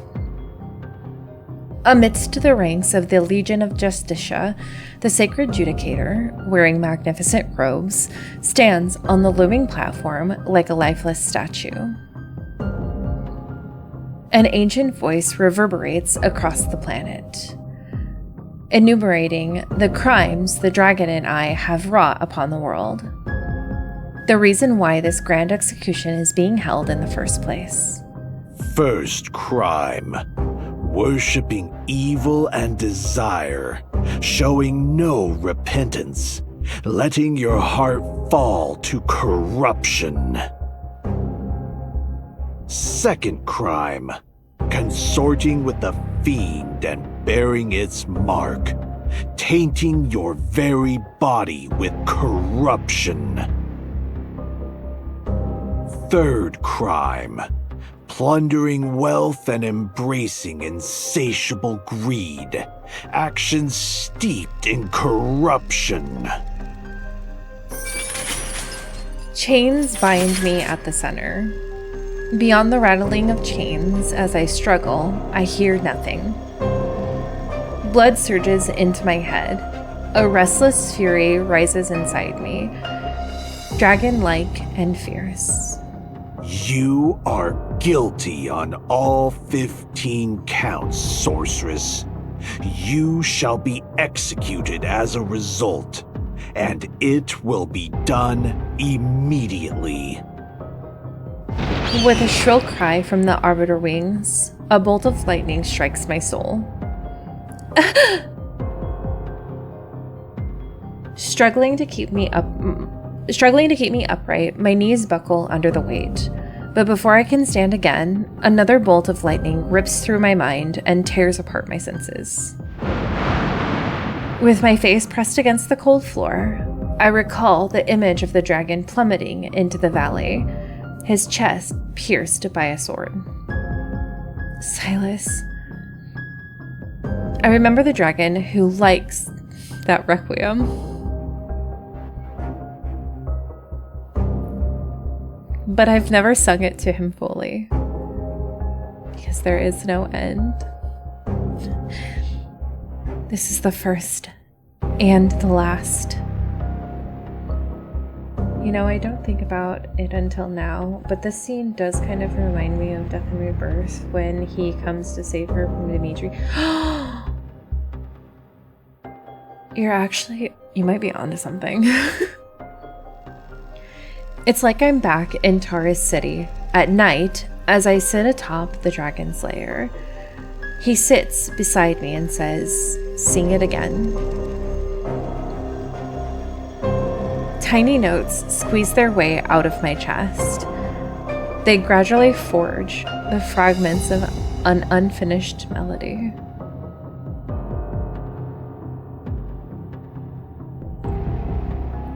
If you can't hear this now, someone might never sing for you ever again. Soul-piercing lightning repeatedly interrupts my song, but I keep singing,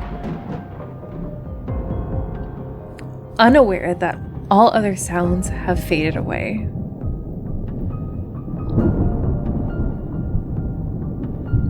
The entire court of Judicia falls into complete silence. Only the sorrowful requiem echoes through its halls.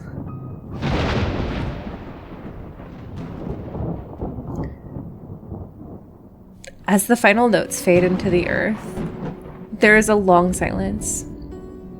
And then, as if to respond in kind, a deep resounding roar emerges from behind the crimson clouds.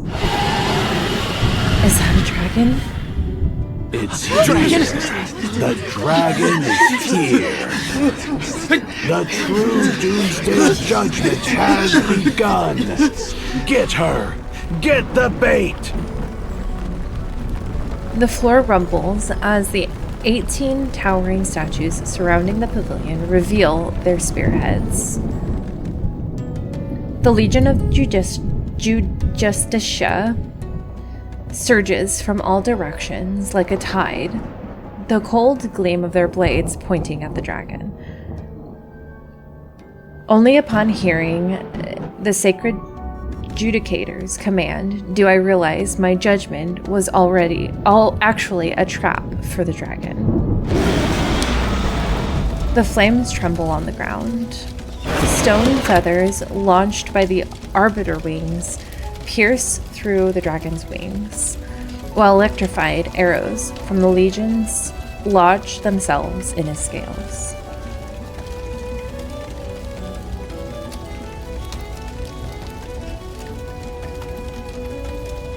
No wonder the wings are nearly shredded, but no amount of damage can stop a dragon in its frenzy. It's as if he feels no pain. In the end, I am the only one left standing in the vast platform of the court of Justicia.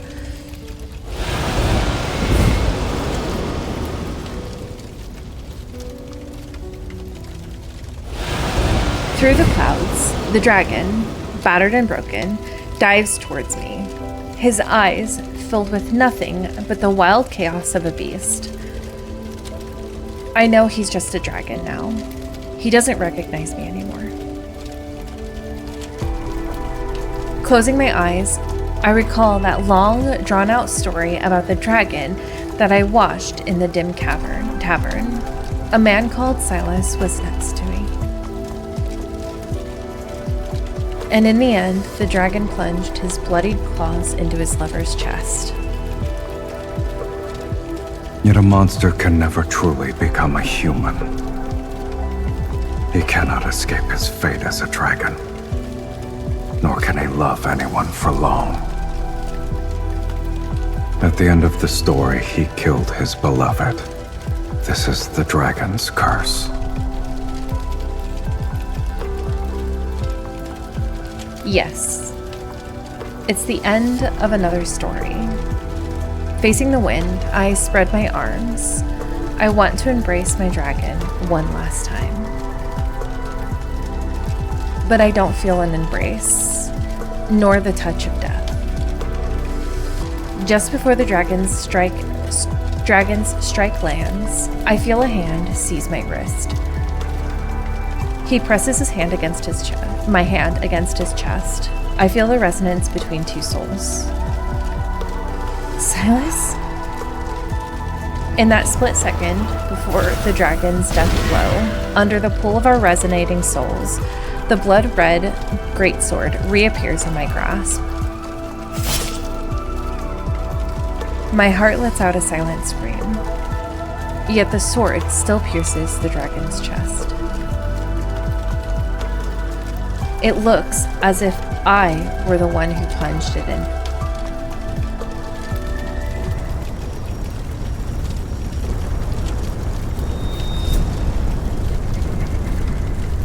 What have I done?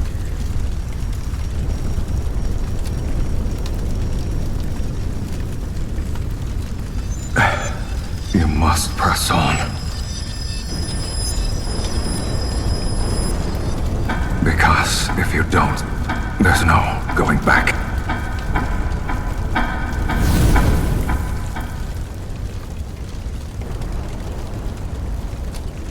If I fall, fate itself will plunge us into the abyss as it was written. I won't be able to go back. The dragon grips my hand tightly and uses all his strength to push the sword further into his own chest. It's as if an unyielding life is mocking the curse and making a final stand against fate.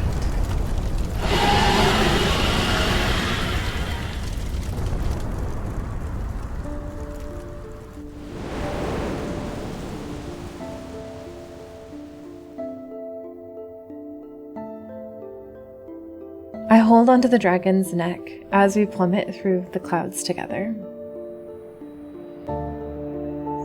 I'm not ready. With the last bit of his strength, the dragon carries me away from the court of Justicia. We fly over the black obsidian chapel and crash into the valley filled with blooming datura.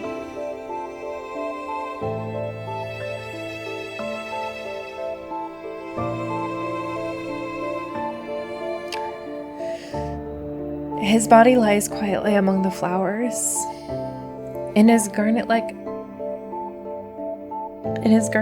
eyes is my reflection. Look at me. You're not allowed to close your eyes.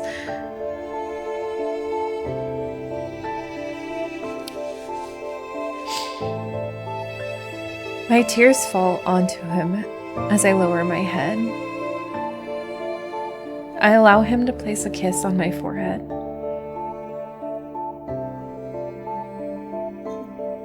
The dark red glow in his eye dims. Obsidian-like crystals crawl over the dragon's scales, slowly covering his entire body.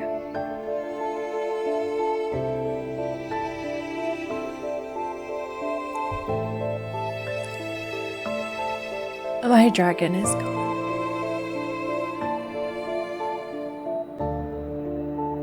As his body disintegrates, shards of crystal begin to peel away. The wind blows through the valley, lifting those fragments like black petals, wrapping around me.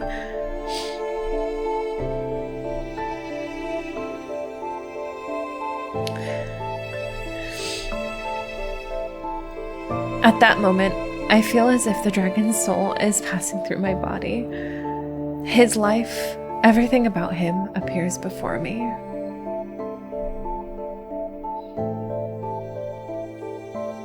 Deep within a cave, the boy who grew up with dragons tightly grips the dagger.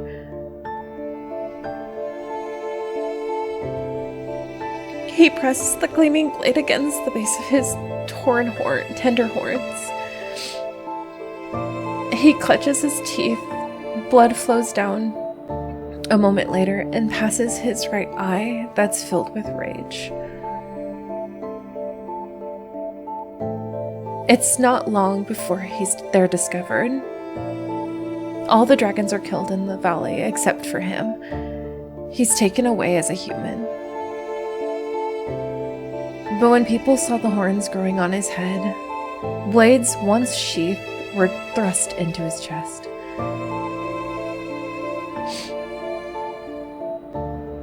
He rolls into the rubble on the bottom of the valley. His blood boils. He doesn't know how, but he manages to stand, his legs trembling.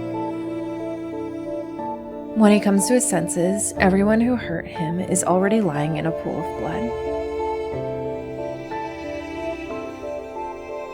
Black-red mist drifts from their bodies. It travels along the dragon's horns to his tail before entering the wound in the young man's chest. His hunched back splits open.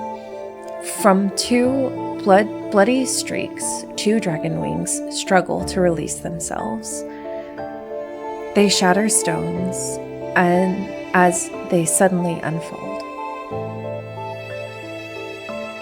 The curse he once despised has become his strength. He doesn't hesitate this time. He flies into the depths of the valley.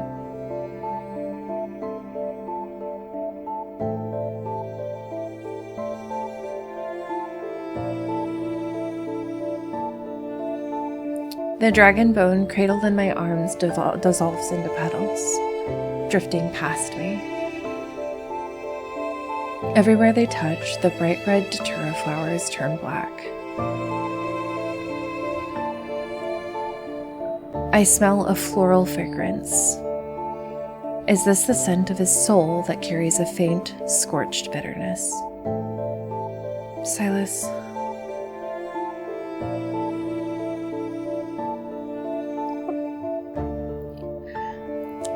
My beloved was born into an apocalyptic terror.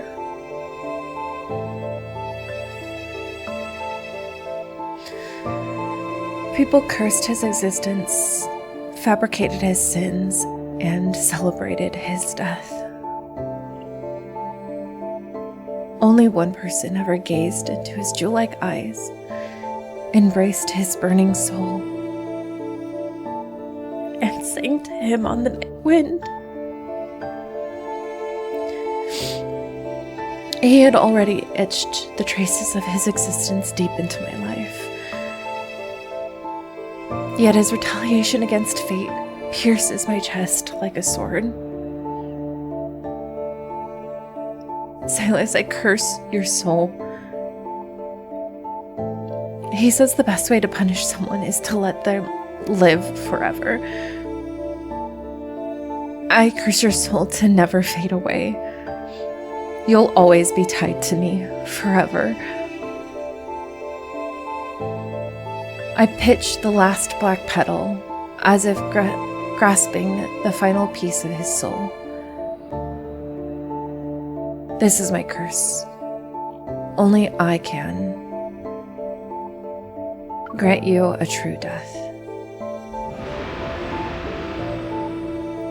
From the depths of the valley, a faint dragon's roar echoes. The petals flutter, drifting down on the wind, like a dragon returning to the clouds above.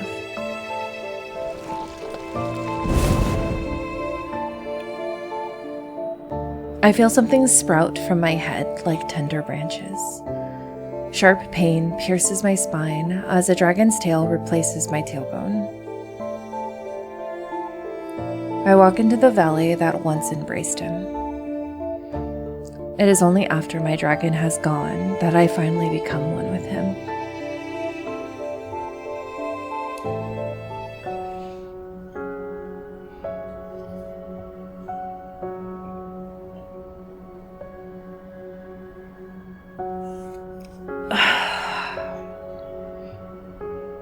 Who's ready for Sylus's third myth?